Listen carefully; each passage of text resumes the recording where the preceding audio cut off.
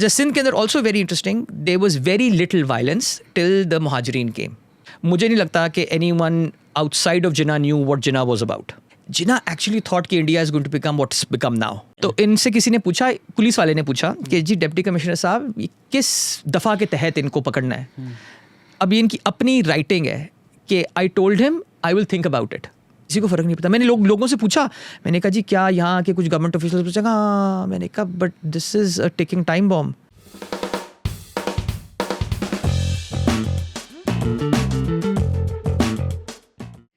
Hello, अस्सलाम वालेकुम. बड़े हफ्तों से हम ट्राई कर रहे हैं कि ये मुलाकात हो जाए. हमारे मेहमान हमारे शहर में आए हुए हैं लेकिन हमें वक्त नहीं दे रहे थे, लेकिन हमने किसी तरह इनको कराची की सड़कों पर घुमा फिरा कर यहाँ पर स्टूडियो में ले आए हैं. तारीख़ दान हैं, प्रोफेसर हैं, फाउंडर हैं थिंक फेस्ट के, और अब पाकिस्तान की सेकंड बेस्ट बिजनेस स्कूल में डीन है. याकूब बंगश हमारे साथ हैं. कैसे हैं सर आप? Thank you very much. Good. How does it feel to be second? Second best नहीं है, थर्ड है. अभी मैं आ गया. अभी भी आ गया. अब मैं आ गया. हो चुका है, थर्ड हो चुकी है. सेकंड बेस्ट शायद मेरे आने से पहले हो. कैसे लगे आपको? कराची की सड़कें रास नहीं आ रही? जी इंटरेस्टिंग है मेरे ख्याल में. For someone from Lahore Karachi move करना बहुत बड़ी बात है. वो लोगों की इस पे बेट्स लगी हुई हैं कि कितनी देर मैं कराची सर्वाइव करता हूँ. तो उनको बेट्स हराने तक तो मैं मेरे ख्याल में कराची रहूँगा. फिर उसके बाद हम देखते हैं. क्या ताज्जुब हुआ? अब एक साइंस पे आपको ताज्जुब हो रहा है कि कराची वाले रोड साइन मुझे आकर बोलते हैं वो रोड साइन गलत है. मतलब रोड साइन कौन देखता है? नहीं, ये है कि रोड साइड अगर हो ना तो थोड़ा सा आइडिया हो जाता है कि कहाँ बंदा जा रहा है. नस्बत ये है कि बंदा 24 मतलब हर वक्त फ़ोन को देखे. ट्रैफिक से बड़ा मतलब ट्रैफिक अगेन लाहौर के अंदर भी कुछ ज़बरदस्त तो नहीं है, मगर मैंने कभी लाहौर में फ्लाईओवर पे किसी को वन वे आते नहीं देखा गाड़ियों को. तो माशाल्लाह से कराची में ये काफ़ी कॉमन है.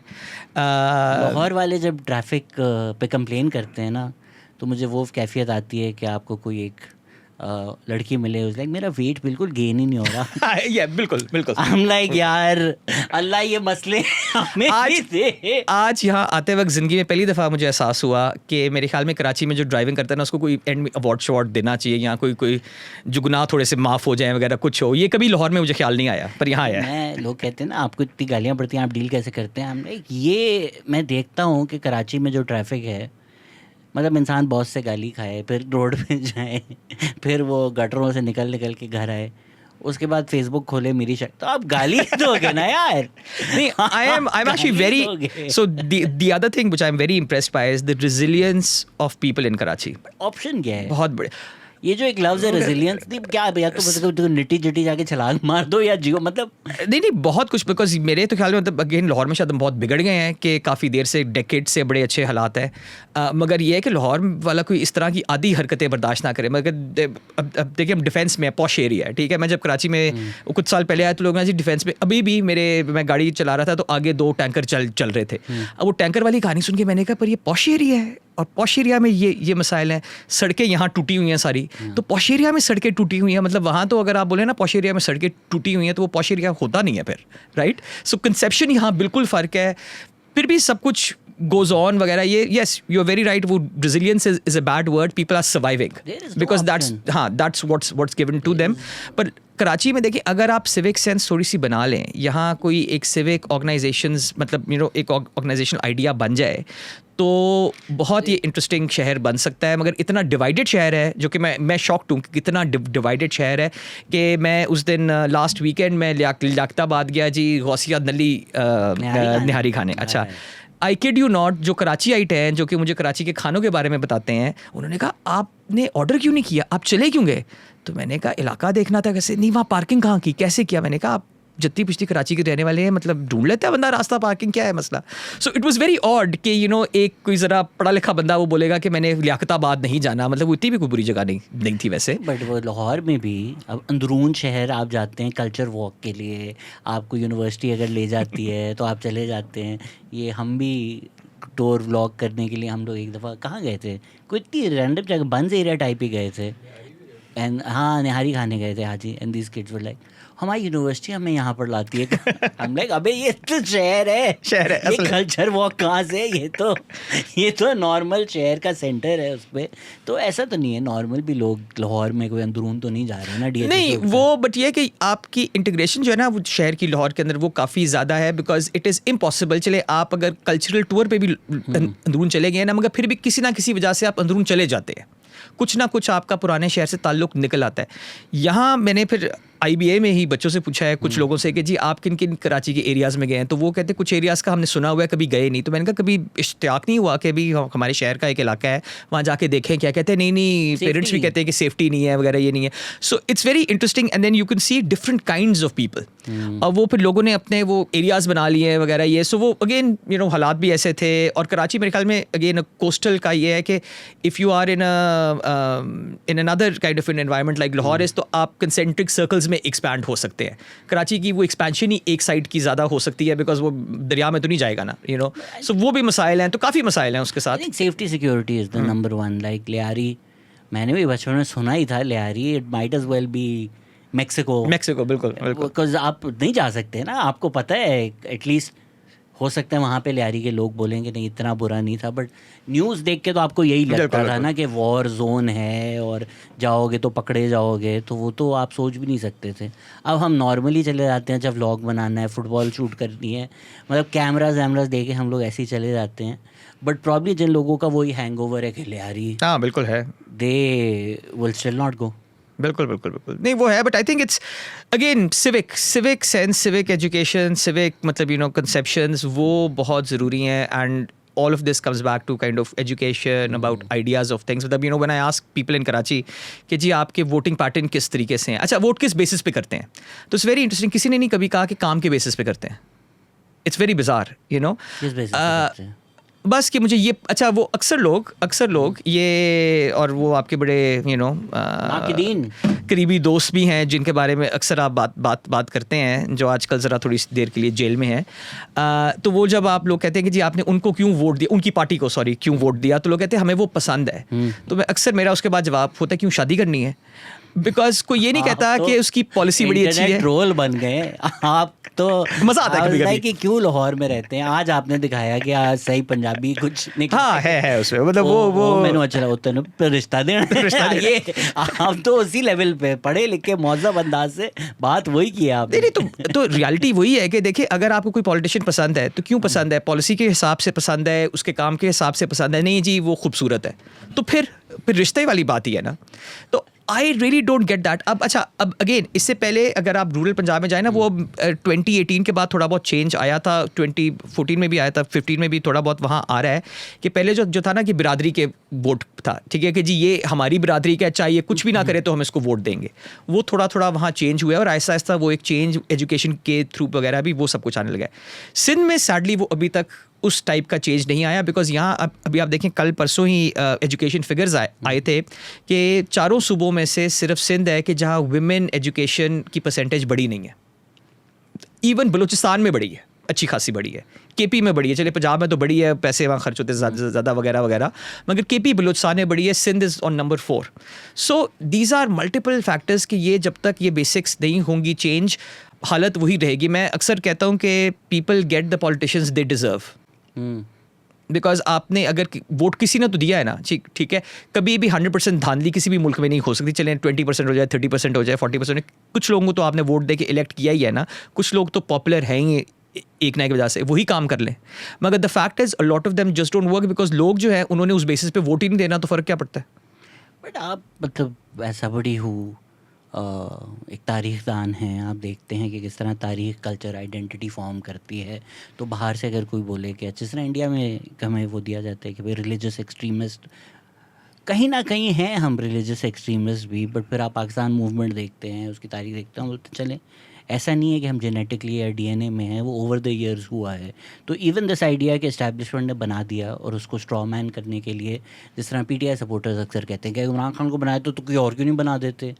एक लंबा बड़े लोग एक लंबा प्रोसेस होता है। नवाज शरीफ बने, फिर IGI बनी, फिर वो IGI के 8 साल बाद 2/3 जीती है उन्होंने। बड़ा एक पकती है एक चीज़, उसकी प्रोसेस होता है। बिल्कुल। तो उसी तरह इस्टेब्लिशमेंट ने MQM बनाई नहीं बनाई उस डिबेट पे नहीं पड़ते, लोग नाराज़ हो जाते हैं। इस्तेमाल तो की ना, ये तो अनडिनाइबल सी बात है। तो वो एक तरह की सियासत आपने बेची, फिर उसको वायलेंस से कंबाइन किया कि लोगों के जज्बात मजरूह हों, तो वो एक तरह की फ़िज़ा बनाई जिसकी वजह से लोगों ने उस वजह से वोट दिया। It's the same with Imran Khan. तो हमारी तो नहीं गलती ना, हमारे ऊपर जुल्म हो रहे हैं। अगर तो आप गन्स चला चला कर ये दिखाना चाहते हैं कि सिर्फ ये वाहिद तरीका है तुम्हारे डिफेंस का कि तुम किताब छोड़ दो और गन उठा लो, फिर मैं गन उठा लेता हूँ, मेरी भी गलती है कि मैंने गन उठाया है, but the material conditions for that were created by this. That is true, but I also think कि देखिए इस्टेब्लिशमेंट या जो भी, it could be x, doesn't matter, वो ये सब कुछ तब करती है जब आपने ऑलरेडी उनको ग्राउंड वर्क दिया होता है, ठीक है, वो एक बेस बनी होती है, right. Again you know it's a complicated debate, but चले let's you know for the ease of debate, let's say कि जब MQM शुरू हुई उससे पहले आपकी मुहाजिर जो स्टूडेंट एसोसिएशन शुरू हुई थी वगैरह, हाँ, क्यों हुई थी, क्या हुई थी, क्या वजूहत थी, तो वो आपने ग्राउंड खुद ही बना था, और उसमें चिंगारी जो है वो कोई भी, वो चाहे इस्टेब्लिशमेंट हो, चाहे कोई और पॉलिटिकल पार्टी हो, कोई भी कर सकता है। मसला ये है कि वो जो ग्राउंड जो बनता है किसी भी एक एक्सट्रीमिस्ट व्यू का, चाहे वो रिलीजियस हो, चाहे वो लिंग्विस्टिक हो, कल्चरल हो, जो भी है, वो बेसिस हम कभी यहाँ चैलेंज नहीं करते पाकिस्तान में, ठीक है। और वो बेसिस जब आप चैलेंज करेंगे through education, through civic education, तो रियल इश्यूज पे बात होगी। मतलब द रियल इशू इज़ कि why aren't 25 million kids out of school, ठीक है। अब उसमें सिंधी भी है, पंजाबी भी है, पख्तून भी है, बलोची भी है, मुहाजिर भी है, सारे हैं। मगर आप उसको लोएस्ट कॉमन तक ले आएंगे, आप कहेंगे नहीं वो मुहाजिर वर्सेस सिंधी डिबेट शुरू कर देते हैं ताकि ये बात भूल जाएं कि कितने करोड़ लोग स्कूल से बाहर हैं। अब वहाँ अगर आप फंसा देंगे, और वो जो फंसने वाला, अच्छा बड़े मज़े की बात है, वो जो फंसने वाला बंदा है ना, उसको भी असल में रियलिटी थोड़ी बहुत पता है, मगर उसको इतनी उसकी स्कूलिंग नहीं हुई कि वो डिस्टिंक्शंस कर सके। इसीलिए तो है कि लोग क्यों कहते हैं एजुकेशन ज़रूरी है। अब पाकिस्तान में अभी आजकल वो HEC भी बड़ा इस पर शोर वगैरह मचा रहा है जी, साइंस की एजुकेशन, वो साइंस की एजुकेशन। आप मुझे बताएं, वो मैं अक्सर जब तारीख को ज़रा थोड़ा सा सेल करना होता है, तो खैर अच्छे तरीके से तो नहीं, मगर एक बुरे तरीके से मैं कहता हूँ, कभी किसी साइंसदान ने जंग कराई है? कभी किसी की लेट्स से इस बात पे जंग हुई है? ओपेनहाइमर ने बम फोड़ा, नहीं बनाया, रुकवा दिया। वो ये कि वो बनाने में किया है, ठीक है, मगर असल में, मगर कभी ये हुआ है कि दो केमिस्ट ने जंग शुरू कर दी है कि जी इक्वेशन बैलेंस नहीं हुई, ठीक है, they are contributes for it, yes, ठीक है, ओपेनहाइमर वगैरह ने जो बम पे काम किया वगैरह वो सारा किया, मगर जो जंग किस बात पे हुई, सेकेंड वर्ल्ड वॉर क्यों हुई? इट वॉजंट बिकॉज कि जर्मनी ने की मर्सिडीज़ बड़ी अच्छी चलती है, इस बात पे तो नहीं ना हुई जंग। इस बात पे भी बिकॉज जर्मन्स थॉट कि हम दुनिया में सबसे बेहतर हैं, बाकियों की ऐसी की तैसी, and we need lebensraum to live and blah blah. So it is all related to how you identify yourself, you know. और वो जब आप कहानी सुनाते हैं, देखिए the best example is Germany, the other best example जो emerge हो रहा है इज़ इंडिया। हमें तो ना कोई हमें 40-50 साल लगे हैं वहाँ पहुँचने में, जाम है, तो बड़ा स्लो प्रोसेस है। इंडिया तो वो 5-6 साल में वो प्रोसेस कर गया है, तो उसकी वजह से पाकिस्तान पे थोड़ा बहुत अच्छा, मतलब इट्स वेरी सैड टू से, मगर पाकिस्तान में बड़ा अच्छा इम्पैक्ट हुआ है, बिकॉज मेरे ख्याल में हमारी ये एक्सट्रीमिज्म इंडिया की एक्सट्रीमिज्म को देखकर ज़्यादा थोड़ी सी कम हुई है। हमें अक्ल आई है कि हमने कुछ ज़्यादा ही आगे निकल गए थे। मगर the point is कि if you keep your population uneducated and they themselves also remain uneducated, it's a two-way thing. Government भी मसला क्रिएट करती है, मगर लोग खुद भी करते हैं। फिर आप ये जो lowest common denominator है, इस पे आप रिएक्शनरी बनना शुरू कर देते हैं, और वही यहाँ हो रहा है, वही अफ्रीका में हो रहा है। इसमें of course chicken and egg मसला है, वो इधर और तो नहीं हाँ, होगा ना, हम डिबेट कर रहे हैं। वो कुछ शहर दे लोग भी जालिम सन, कुछ सानू मरदा शौक से, तो वो पाकिस्तानी कौम पर उसी तरह से अप्लाई होता है। चलें MQM पे लोगों के जज्बात या आइडेंटिटी इन्वोक हो जाती है, बट TLP में तो हमें क्लियर नज़र आता है ना। नॉट टू से कि TLP का जो रिलीजियस एक्सट्रीमिज़म का ब्रांड है वो नहीं एग्जिस्ट करता था, मॉब लिंचिंग्स TLP से पहले नहीं होती थी, सब कुछ होता था, लेकिन एक ख़ास वजह से, उसको बनाया गया, सियासी मकसद के लिए बनाया गया, एक ख़ास तंजीम को बनाकर प्रमोट किया गया। अब ये तो आप ऑब्जेक्टिवली चार्ट कर सकते हैं कि मॉब लिंचिंग में कितना इंक्रीज हुआ, ब्लास्फेमी के पर शुक्र है अकल आ गई अब उसके बारे में। बट वो सोसाइटी में तो आपने एक वायरस छोड़ दिया, हाँ बिल्कुल, कि कोई भी उठकर कुछ भी कर सकता है, भले कपड़ों पे हलवा लिखा हो, हम उसका कत्ल कर सकते हैं, बिल्कुल उठाकर बीच सड़क पे कर सकते हैं। वो तो शहर बानों ने बचा लिया। तो क्या सोसाइटी में पहले से रिलीजियस एक्सट्रीमिज्म था? हाँ बिल्कुल था, बट एक ख़ास वक्त पर उसी चिंगारी जो आपने कहा उसको एक फ़ायर बनाकर इस्तेमाल करना, और फिर कहें कि भाई लोग वोट दे रहे हैं, वोट दिया, पंजाब में 3rd लार्जेस्ट पार्टी इमर्ज हुई थी, तो लोगों ने तो वोट दिया, लेकिन आपने कंडीशंस वो क्रिएट की। बिल्कुल बिल्कुल, ये तो यू आर वेरी राइट कि people are followers anywhere in the world, ठीक है। आप अमेरिका में देखें ट्रम्प कैसे आया, वो यही है ना कि कंडीशंस ऐसी क्रिएट हुई, फिर जरा एक पुश मिली, people followed. Most MAGA supporters don't have a single clue कि गवर्नमेंट चलती कैसे, मगर ट्रम्प ने कहा मैं मेक अमेरिका ग्रेट अगेन, ये कर देगा, कैसे करेगा वो एक अलग कहानी है, ठीक है।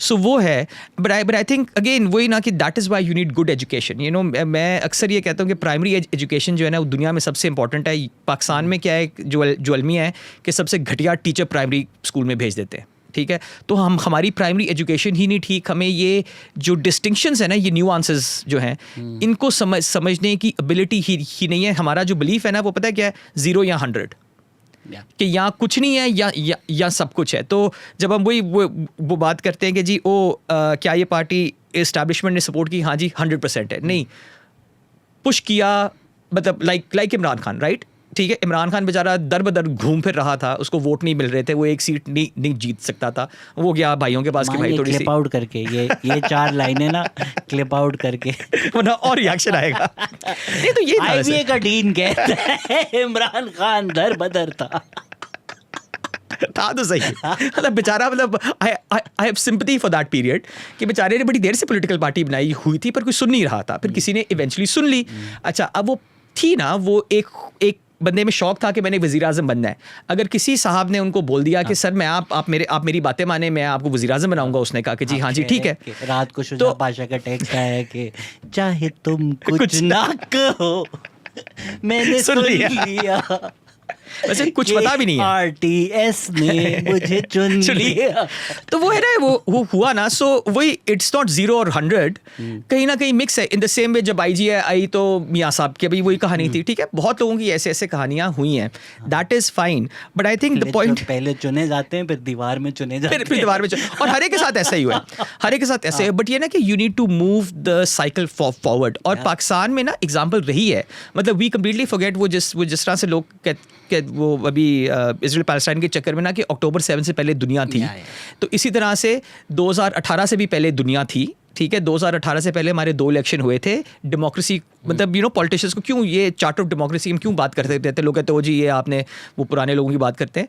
द फैक्ट इज़ क्यों हम बात करते हैं, बिकॉज इन दोनों पार्टीज़ को समझ आ गई थी कि अगर हम इस तरह खेलते रहे तो हम ही तबाह हो रहे हैं, मुल्क भी तबाह हो रहा है।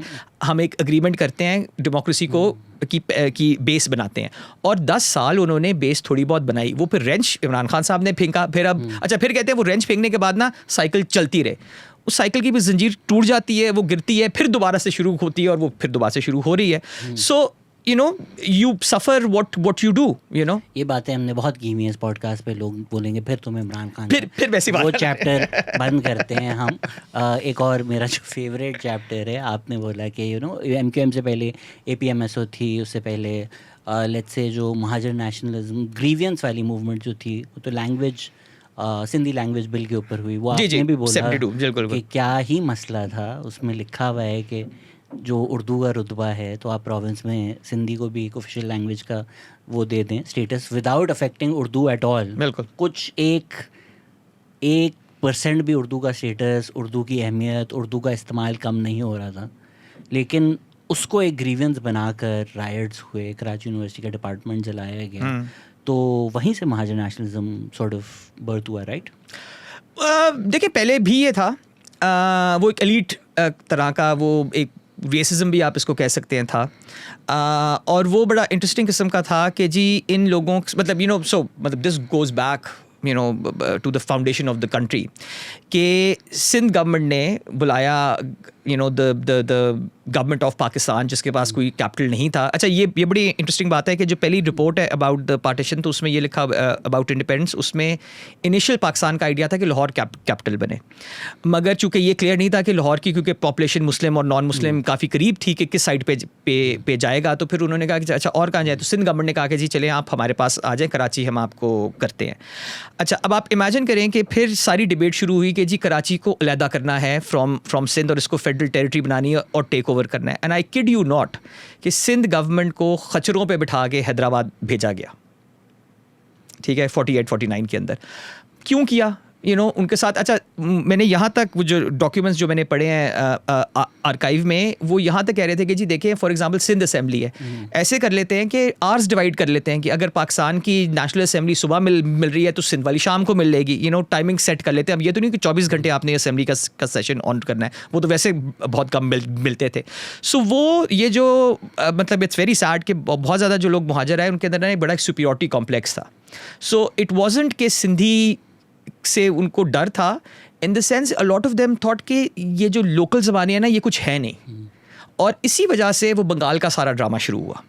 ठीक है कि जी बंगाली भी नहीं है, उर्दू के सामने तो ये क्या है, हम ही लोग हैं, हम ही हैं जिन्होंने पाकिस्तान बनाना है, जिन्होंने पाकिस्तान का विजन किया है और इसी को हम आगे लेके जाएंगे। और ये एडजस्टमेंट जो है चूँकि वो ये नहीं कर सके, इसीलिए शुरू के अंदर बंगालियों के साथ मसाइल क्रिएट हुए, पख्तूनों के साथ फिर क्रिएट हुए, फिर सिंधियों के साथ हुए, फिर बलोचों के साथ हुए। तो ये जो आपका जो मेंटल वो एक अब आप ये भी देखें जब कोटाज क्यों आए, because you had Urdu speaking people having a disproportionate number of shares in the in the bureaucracy. और आप फिगर्स देखें तो यूल बी शॉक्ड कि 6% जो आबादी है उसके 80-90% ब्यूरोक्रेसी में लोग हैं। तो पाकियों ने भी कहा कि भाई हमें भी ज़रा क्रम्स दे दें। ठीक है, तो वो जब क्रम्स नहीं मिले तो फिर एक रिएक्शन आया और फिर उन्होंने कहा कि जी बुलाया तो हमने था और आप हमारे पे ही आके बैठ गए हैं। सो ये एक सुपीरियरिटी कॉम्प्लेक्स जो ये था, जो कि थोड़ा सा ये यूपी का डेवलप हुआ था कि जी उर्दू की सुपीरियरिटी वगैरह। And I think what is very मतलब मैं आपको अभी एक रिसेंट एग्जाम्पल दूँ, बल्कि कल ही मुझे एक साहब बता रहे थे, अभी वो बांग्लादेश से होके आए।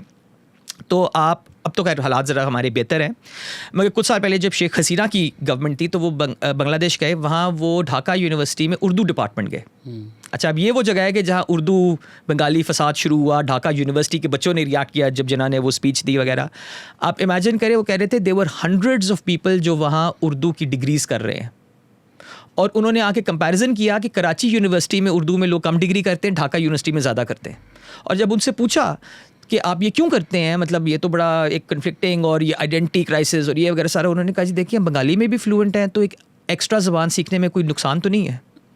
और चूँकि हम कोशिश कर रहे हैं कि हम आगे जाके गल्फ़ में काम करें या वहाँ करें, तो वहाँ उर्दू हिंदी स्पीकिंग बहुत लोग हैं, तो हमें इससे फ़ायदा होगा। Very pragmatic, very sensible.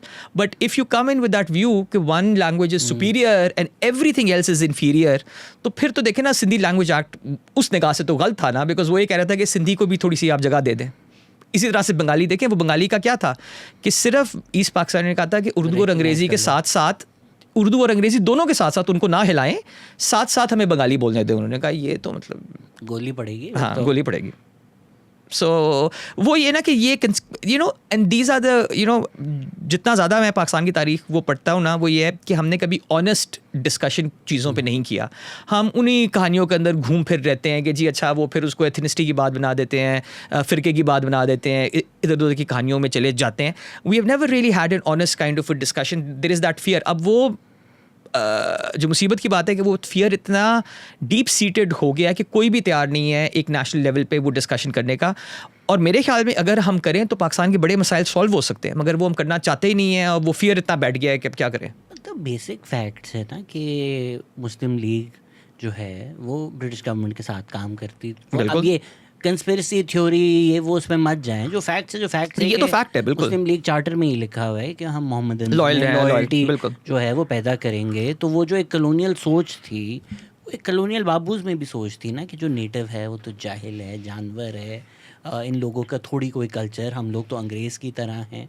तो कहीं ना कहीं वही कल्चर जो है या वही सोच जो है वो सीपन कर गई। अब ये कोट जो है कई किताबों में लिखा गया है, लोग बोलते हैं कि नहीं उसकी एक्चुअल एविडेंस है या नहीं। Regardless many historians have recorded it by saying कि लियाकत अली खान ने बोला था कि सिंधी कल्चर क्या है, गधा गाड़ी चलाने के अलावा। तो ये जो एक सोच है वो Sindhi Muhajir issue still persist, because I think Sindh is the only place जहाँ ये एक फिज़िकल प्रॉक्सिमिटी थी और तो कहीं हुई नहीं ना। वो बंगाल में गवर्नमेंट लेवल पर हुआ क्लैश, वो बंगाल एक मुल्क बन गया। खैबर पख्तूनख्वा में नहीं थे, बलूचिस्तान में नहीं थे, पंजाब में आप बता रहे हैं कि बैन था नॉन पंजाबी स्पीकर का। जी पंजाब की जो अच्छा ये बड़ी इंटरेस्टिंग बात है। सी वो ये ना कि पाकिस्तान इतनी देखिए, पाकिस्तान जब बना, मतलब ये जो इंडिपेंडेंस ऑफ इंडिया है ये 73 डेज़ में हुई है। 73 डेज़ में आप एक नौकरी रैप अप करना मुश्किल होता है। एक यूनिवर्सिटी फॉर एग्जांपल अगर कल IBA बोले हम बंद कर रहे हैं तो 73 डेज से बंद नहीं हो सकती। तो आपने इतनी बड़ी इतनी कॉम्प्लिकेटेड एम्पायर को 73 डेज दिए बंद होने में। अच्छा, उसमें समहाउ जिन्ना साहब thought and this is again recorded in his Jinnah papers कि एक्सचेंज ऑफ पॉपुलेशन नहीं होगी, बहुत लिमिटेड कुछ होगा, मतलब कुछ हज़ार लोग आगे पीछे चले जाएंगे। उनका नहीं ख्याल था करोड़ों लोग आगे पीछे जाएंगे, ठीक है। सो ये किसी की इमेजिनेशन ही नहीं थी। अच्छा, जब ये शुरू हुआ, पहले तो पंजाब और बंगाल में शुरू हुआ, फिर और लोगों ने आना शुरू कर दिया, तो पाकिस्तान की गवर्नमेंट ने बॉर्डर अपना बंद कर दिया था। उन्होंने कहा था कोई इंडिया से पाकिस्तान आए, और लियाकत अली खान की स्पीचेज़ हैं कि इंडिया पाकिस्तान को तबाह करना चाह रहा है महाजरीन भेज के। ये ऑफिशियल स्टेटमेंट्स हैं of the government of Pakistan and the prime minister of Pakistan. अच्छा, फिर सूबे तैयार नहीं थे। उन्होंने कहा कि जी हम इतने करोड़ों लोगों को कहाँ आबाद करेंगे, कहाँ रखेंगे। अच्छा, फिर पंजाब को अक्ल जो आई, उसने कहा कि जी देखें ईस्ट पंजाब से वो मुसलमान निकाल रहे हैं, यहाँ से हिंदू सिख निकल रहे हैं, तो हम एक्सचेंज कर लेते हैं ताकि हमारी आबादी जनरली वही रहे और प्रॉपर्टीज़ हम एक्सचेंज कर लेते हैं। बल्कि ईस्ट और वेस्ट पंजाब की गवर्नमेंट ने प्रॉपर्टी डॉक्यूमेंट्स भी एक्सचेंज किए ताकि हमें पता चले कि जी कौन कहाँ था। पर उन्होंने कहा कि अगर हमने ये एक्स्ट्रा लोग आने दिए जो यूपी, बिहार और CP वगैरह से आ रहे हैं, तो फिर हमारे प्रॉब्लम्स क्रिएट होंगी। गवर्नमेंट ने फिर भी सेटल किए इमरजेंसी डिक्लेयर करके। अप्रैल 1948 में जिन्ना साहब ने इमरजेंसी डिक्लेयर की ऑल ऑफ पाकिस्तान में, और सब सूबों को और प्रिंसली स्टेट्स जिन्होंने ज्वाइन किया उनको फोर्स किया कि वो महाजरीन को एक्सेप्ट करें, क्योंकि बिल्कुल अनएंटिसिपेटेड था। अब वो जो मसला तब क्रिएट हुआ, देखें आप फोर्सिबली अगर लोगों को एक जगह आके बिठा देंगे तो उनसे पहले भी तो लोग थे ना यहाँ, फिर वो क्या होगा, यू नो। बिफोर दैट 47 में a lot of महाजरीन who were coming to Punjab, उनको तो चले जोक में कहा जाता है कि उनको बोला गया कि पाकिस्तान आगे है, but Punjab did send them to Sindh. हाँ, बिल्कुल बिल्कुल बिल्कुल।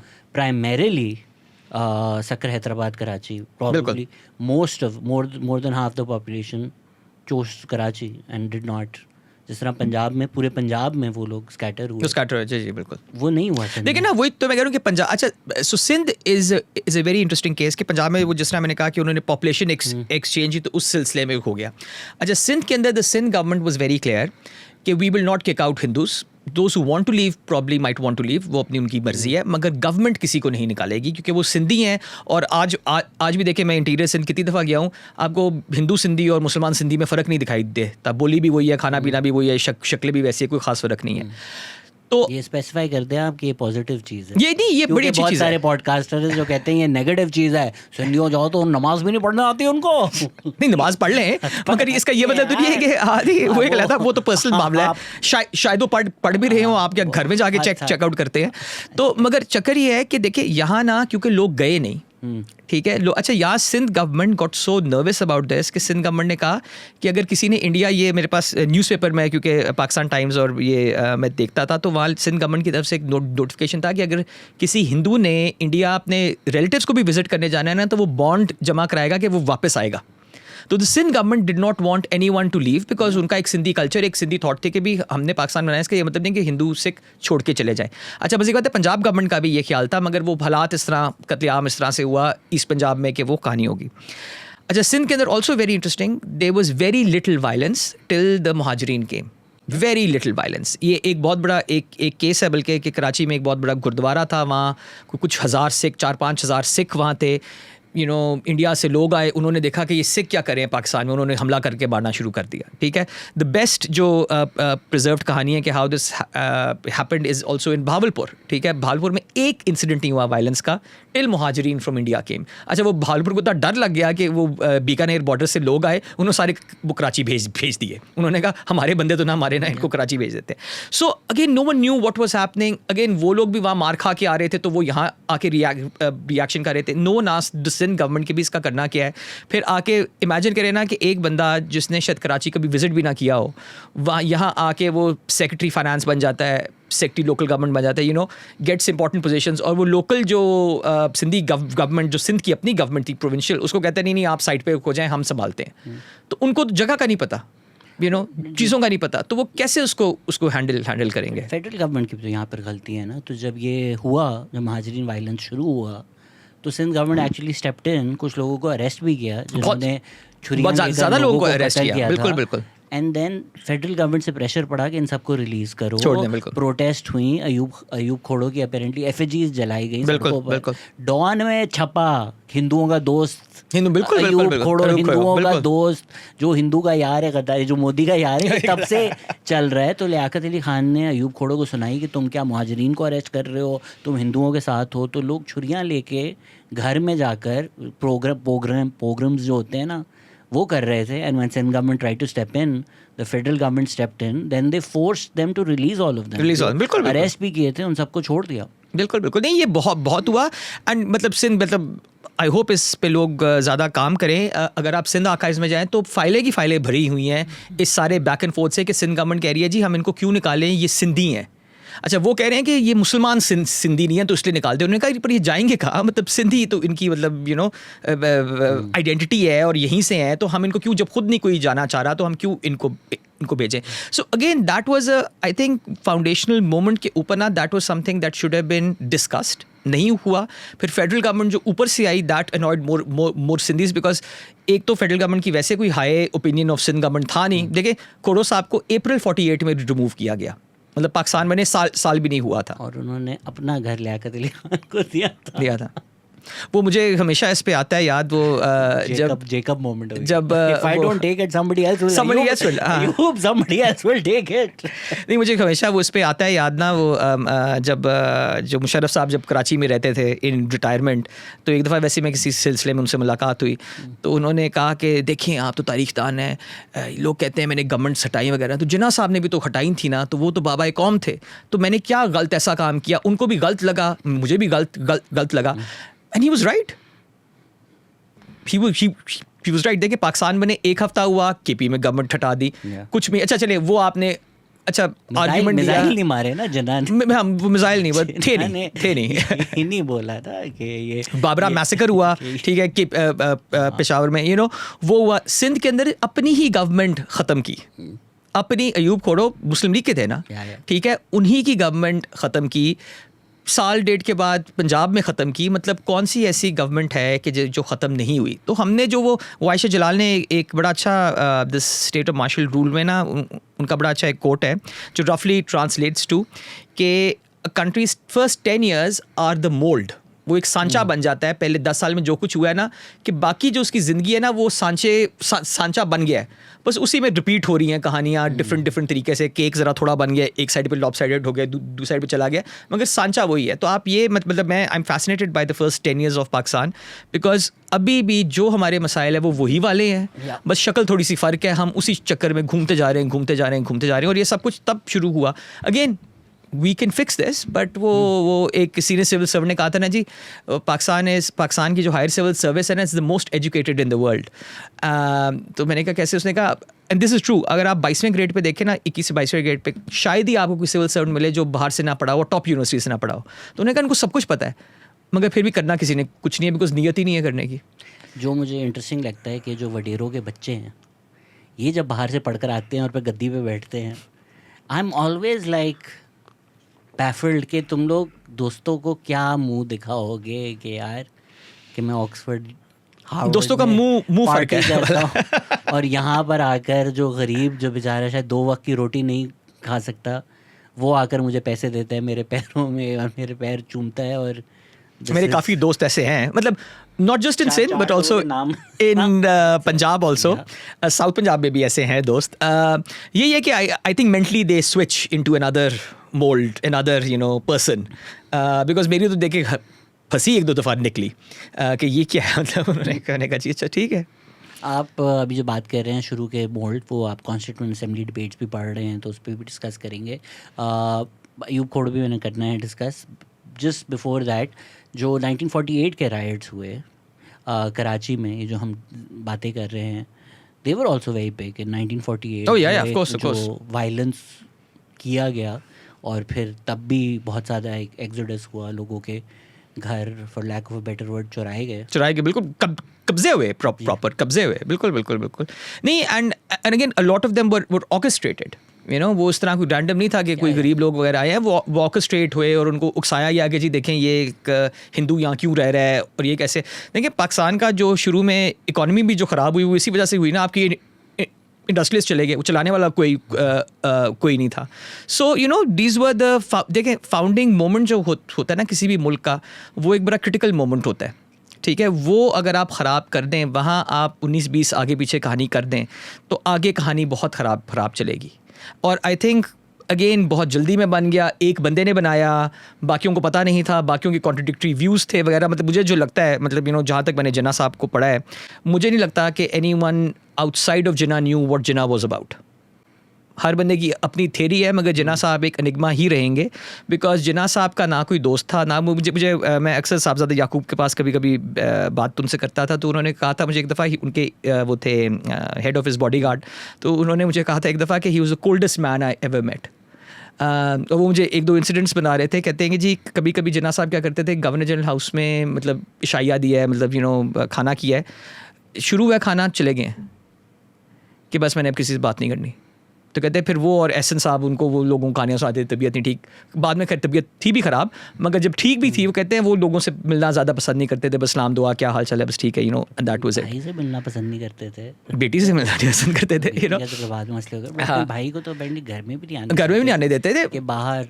बहनों के साथ एक्सेप्ट फॉर फातिमा जिन्ना, बाकी जो शीरीन वगैरह बहुत कम ताल्लुक था. सो यू नो अब इस वजह से, and I think so one of the problems of Pakistan is, I think another issue that we have is most sorry when cut off, but I think most of Pakistan who's listening, they're probably like wait, Fatima के अलावा भी siblings थे ये. मतलब आप सोचे founder of the nation है और ये हमें पता नहीं है. हाँ, आई एम श्योर 99% पाकिस्तानियों can't name a single sibling other than Fatima. बिल्कुल बिल्कुल, शीरीन भी थी और एक दो और भी थी, यू नो. सो अब अच्छा, अब उसमें चक्कर जो ये है ना, वो ये है कि I think another problem of Pakistan is कि बनाया जिन्ना ने, मतलब Ayesha Jalal is completely on the mark के सोल स्पोक्समैन वही था और उसी ने बनाया. ठीक है, अब मसला ये है कि वो फौत हो गए, हमें पता नहीं चला कि उन्होंने क्या सोच के बनाया, ना हमने कभी उनसे डायरेक्टली पूछा कुछ ख़ास, क्योंकि लोग घबराते भी बड़ा थे उनसे पूछने में.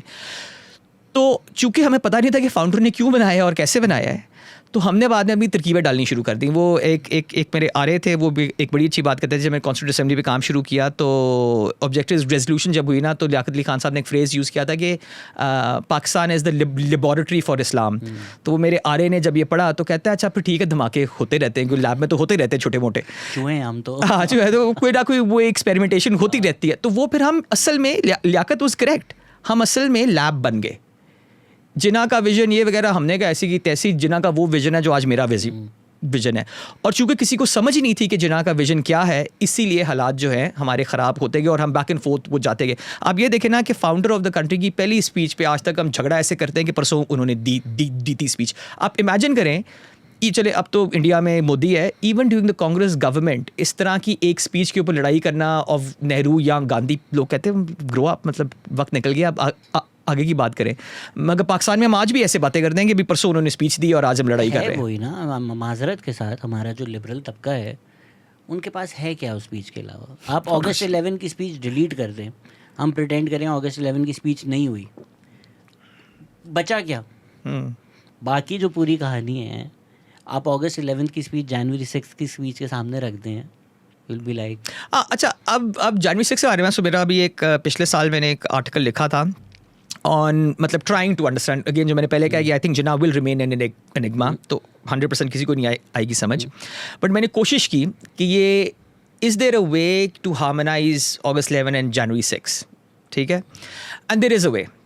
मतलब अब अगेन वो मेरा एक थोड़ा सा उसमें वो है view, but I think that's the only way I can make some sense of it कि वो एक ही बंदा है कि जिसने ये दो बातें की. अच्छा, अब वो क्या है, वो ये है कि व्हेन जिन्ना सेज, तो मैंने सर्च करना शुरू किया कि जिन्ना जब कहते हैं ना शरिया, इस्लाम, इस्लामी कानून वगैरह, ही मींस पॉलिटिकल इस्लाम. नहीं, ही आल्सो मींस रिलीजियस इस्लाम. यही तो है कि वो, अच्छा अब वही वो लिबरल अंडरस्टैंडिंग है, नहीं जो पॉलिटिकल सेंस पे कह रहे थे, नहीं वो रिलीजियस में भी कह रहे थे असल में. अच्छा, अब इसमें चक्कर ये है कि व्हेन ही सेइंग रिलीजियस इस्लाम, ठीक है, अब जनवरी 6 में उन्होंने लॉयर्स को कहा कि हम पाकिस्तान का कानून होगा शरिया.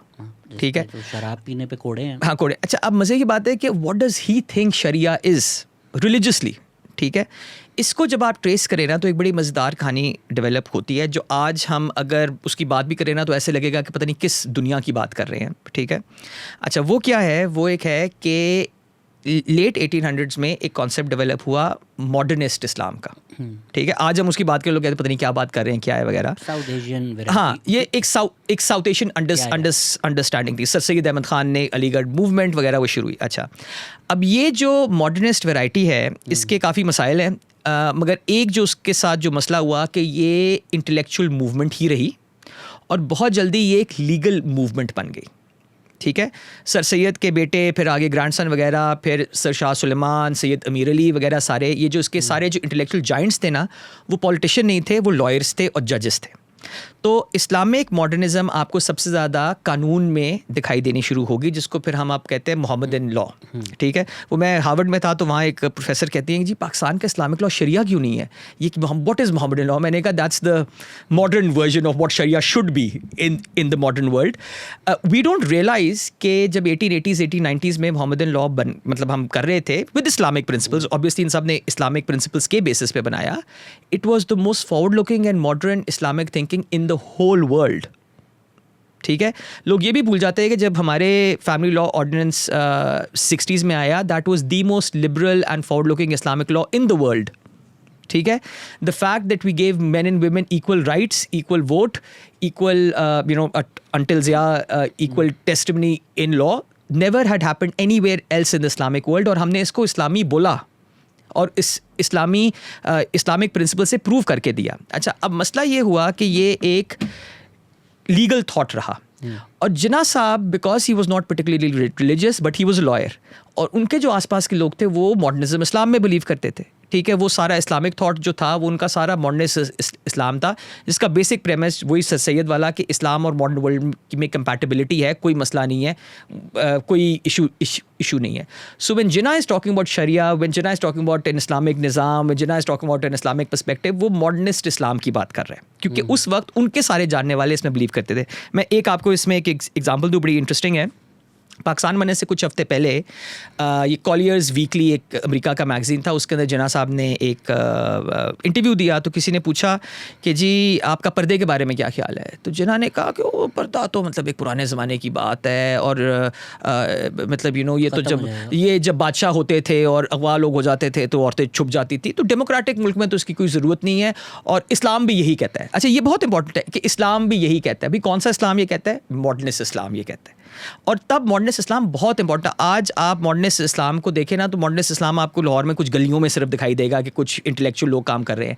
अब मसला क्या हुआ कि मॉडर्निस्ट इस्लाम कभी एक फ़िरका नहीं बना, वो कभी देवबंदी या बरेलवी टाइप का एक फ़िरका या अहले सुन्नत अहले हदीस टाइप का बना नहीं है, तो उसकी वजह से आम इंसान तक वो पहुंचा नहीं, मगर वो एक इंटेलेक्चुअल थॉट बहुत इंपॉर्टेंट था, और वो रिमेन किया। ये इस पर क्या कहते हैं, कासिम ज़मान साहब एक प्रोफेसर हैं प्रिंसटन में, उनकी इस्लाम इन पाकिस्तान किताब है, उसके अंदर बड़े अच्छे तरीके से उन्होंने इसको एक्सप्लेन किया हुआ है। तो when he says Islam, he actually does mean religious Islam, but he means the modernist one, कि जहाँ कोई मसला नहीं है। अब चक्कर ये है कि जब वो फौत हुए, अच्छा उसके बाद मॉडर्निस्ट इस्लाम 20-25 साल रहा, मगर चूंकि इस्लाम करते रहे, तो जब आम बंदे को पता चला, आम बंदे को क्या पता कि मॉडर्निस्ट इस्लाम क्या है? आम बंदे ने तो कहा कि जो मौलवी कह रहा है वही इस्लाम है। अब वो जो लिबरल हमारा है ना, अच्छा मसला क्या है कि जब लिबरल्स की ज़रूरत पड़ी, लिबरल इन दैट सेंस होने की, तो तब मॉडर्निस्ट इस्लाम ख़त्म हो चुका हुआ था बहुत हद तक। तो उन्होंने ये नहीं कहा कि जिन्ना मॉडर्निस्ट इस्लाम की बात कर रहे थे, उन्होंने कहा वो सेक्युलर बात कर रहे थे, जबकि अगस्त 11 की स्पीच में वो मॉडर्निस्ट इस्लाम की बात कर रहे हैं, सेकुलरिज्म की बिल्कुल बात नहीं कर रहे, बल्कि he would have probably been against it, because he actually thought कि Islam, modernist Islam is better than the secular ideals. उसमें भी जो बेसिक कॉन्ट्रडिक्शन है कि ये मॉडर्निस्ट इस्लाम हो या काफ़ी हद तक most Mughal emperors apart from a couple, वो secular in the modern sense या इन द नेहरूवियन सेंस तो बिल्कुल नहीं थे। कि ठीक है, आप मतलब हम रह रहे हैं, आप रह रहे हो, आप हिंदू, आप मुसलमान हो, आप रह रहे हो, and that is probably what Jinnah's position was which he expressed in August 11th। But फिर तो पाकिस्तान बनाने का पूरा जहाज़ ही ख़त्म हो जाता है ना। वो यही है कि अगेन वो it was a political idea. हाँ, वहाँ ये है कि it was a political idea, and he really thought कि इंडिया वो बनेगा कि अच्छा, so his thinking really was, अगर आप जिन्ना के खतूत या कुछ स्पीचेस पढ़ें, again Jinnah was not very prolific, speeches भी बड़ी कम है, ख़त भी बड़े कम है लोगों को, मतलब गांधी की तरह नहीं कि लिखते ही गए, या नेहरू की तरह के स्पीचेस बड़ी हैं। जिन्ना एक्चुअली थॉट कि India is going to become what's become now, he actually feared कि ये जो गांधी नेहरू है ना, इनको कोई मार देगा, जो कि ऑब्वियसली गांधी को मार दिया। उन्होंने कहा ये बहुत इंटेलेक्चुअल हैं और ये ना ये किसी और प्लानट पे हैं और ये मारे जाएंगे, और पटेल जो है ना he will win and India वैसा बन जाएगा और हमें ये बहुत कूटेंगे। वो असल में फियर बहुत ज़्यादा था। तो therefore he actually thought, again modernist Islam का कंसेप्शन था ना कि लिबरल मुल्क हम बनाएंगे, ये तो हिंदू क्रेज़ी है, ये अपने जो लिबरल लोग हैं उनको मार देंगे और ये क्रेज़ी एक राइट विंग रियासत बना लेंगे, तो हम जो है ना हम एक रोशन ख्याल और ये प्रोग्रेसिव मुल्क बनाएंगे। Let me come to that, but before that, since हम लोग ये बातें कर रहे हैं मॉडर्निस्ट इस्लाम वाली, एक साउथ एशियन सोच है जो आप बिल्कुल सही कह रहे हैं, वो साथ ही साथ दुनिया भर में भी वही चीज़ हो रही थी। जिस तरह खिलाफत मूवमेंट जब आई तो जिन्ना वाज एक्चुअली अगेंस्ट द खिलाफत movement, Gandhi was in favour of the खिलाफत मूवमेंट, और उनका ये था कि ये क्या तुम मज़हब और सियासत को आपस में मिला रहे हो। बट अब जब मैं दुनिया देखता हूँ, अब जब मैं इज़राइल को देखता हूँ, तो शायद 3 साल पहले जो मैं कंस्पिरेसी थ्योरीज को कम्प्लीटली रद्द कर देता हूँ, अब मैं शायद इतनी रद्द नहीं करता। तो सारी सच हो गई हैं। हाँ ना, तो अब लगता है कि अगर तो भाई मुसलमानों ने कभी भी कम्पीट करना था या टक्कर करनी थी तो खिलाफत was probably the last stand. तो अब तो एक्चुअली मैं प्रो खिलाफत, ऑटोमन एम्पायर तो अब मैं फ़ैन हो गया। पहले अब मैं बहुत बड़ा कमाल अतातुर्क फैन था। Now I am like but regardless of conspiracy theory, regardless of कि भाई वेस्ट के फेवर में था, उस तरह का एक आपने सेकुलर निज़ाम देना पॉलिटिकली फ़ायदा था, वो सारी बातें साइड पे रखें।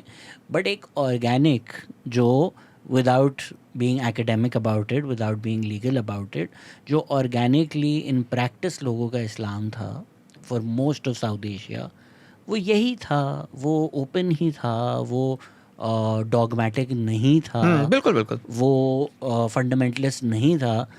तो वो अगर एक सोच जो ऑर्गेनिकली माशरे के अंदर थी, अगर उसकी अक्कासी की जाती, रिप्रेजेंटेशन की जाती, या उसको एक एक्सप्रेशन मिलता, तो मे बी वो जो एक टॉप डाउन मॉडर्निस्ट इस्लाम सोच 4 लोग बैठकर अंग्रेज़ी में गुफ्तगू कर रहे हैं, उसकी जगह एक ऐसी चीज़ होती जिसका एक्चुअल बायन होता on the street.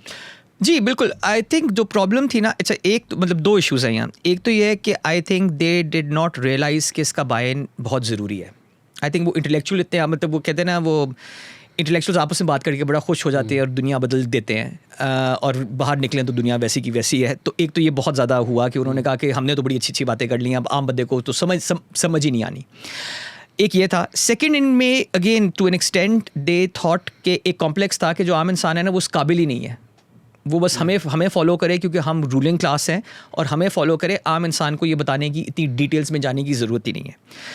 And another third thing also is कि दे डिड नॉट रियलाइज़ कि आम इंसान को चेंज करना और इंजीनियरिंग करनी बड़ी आसान है।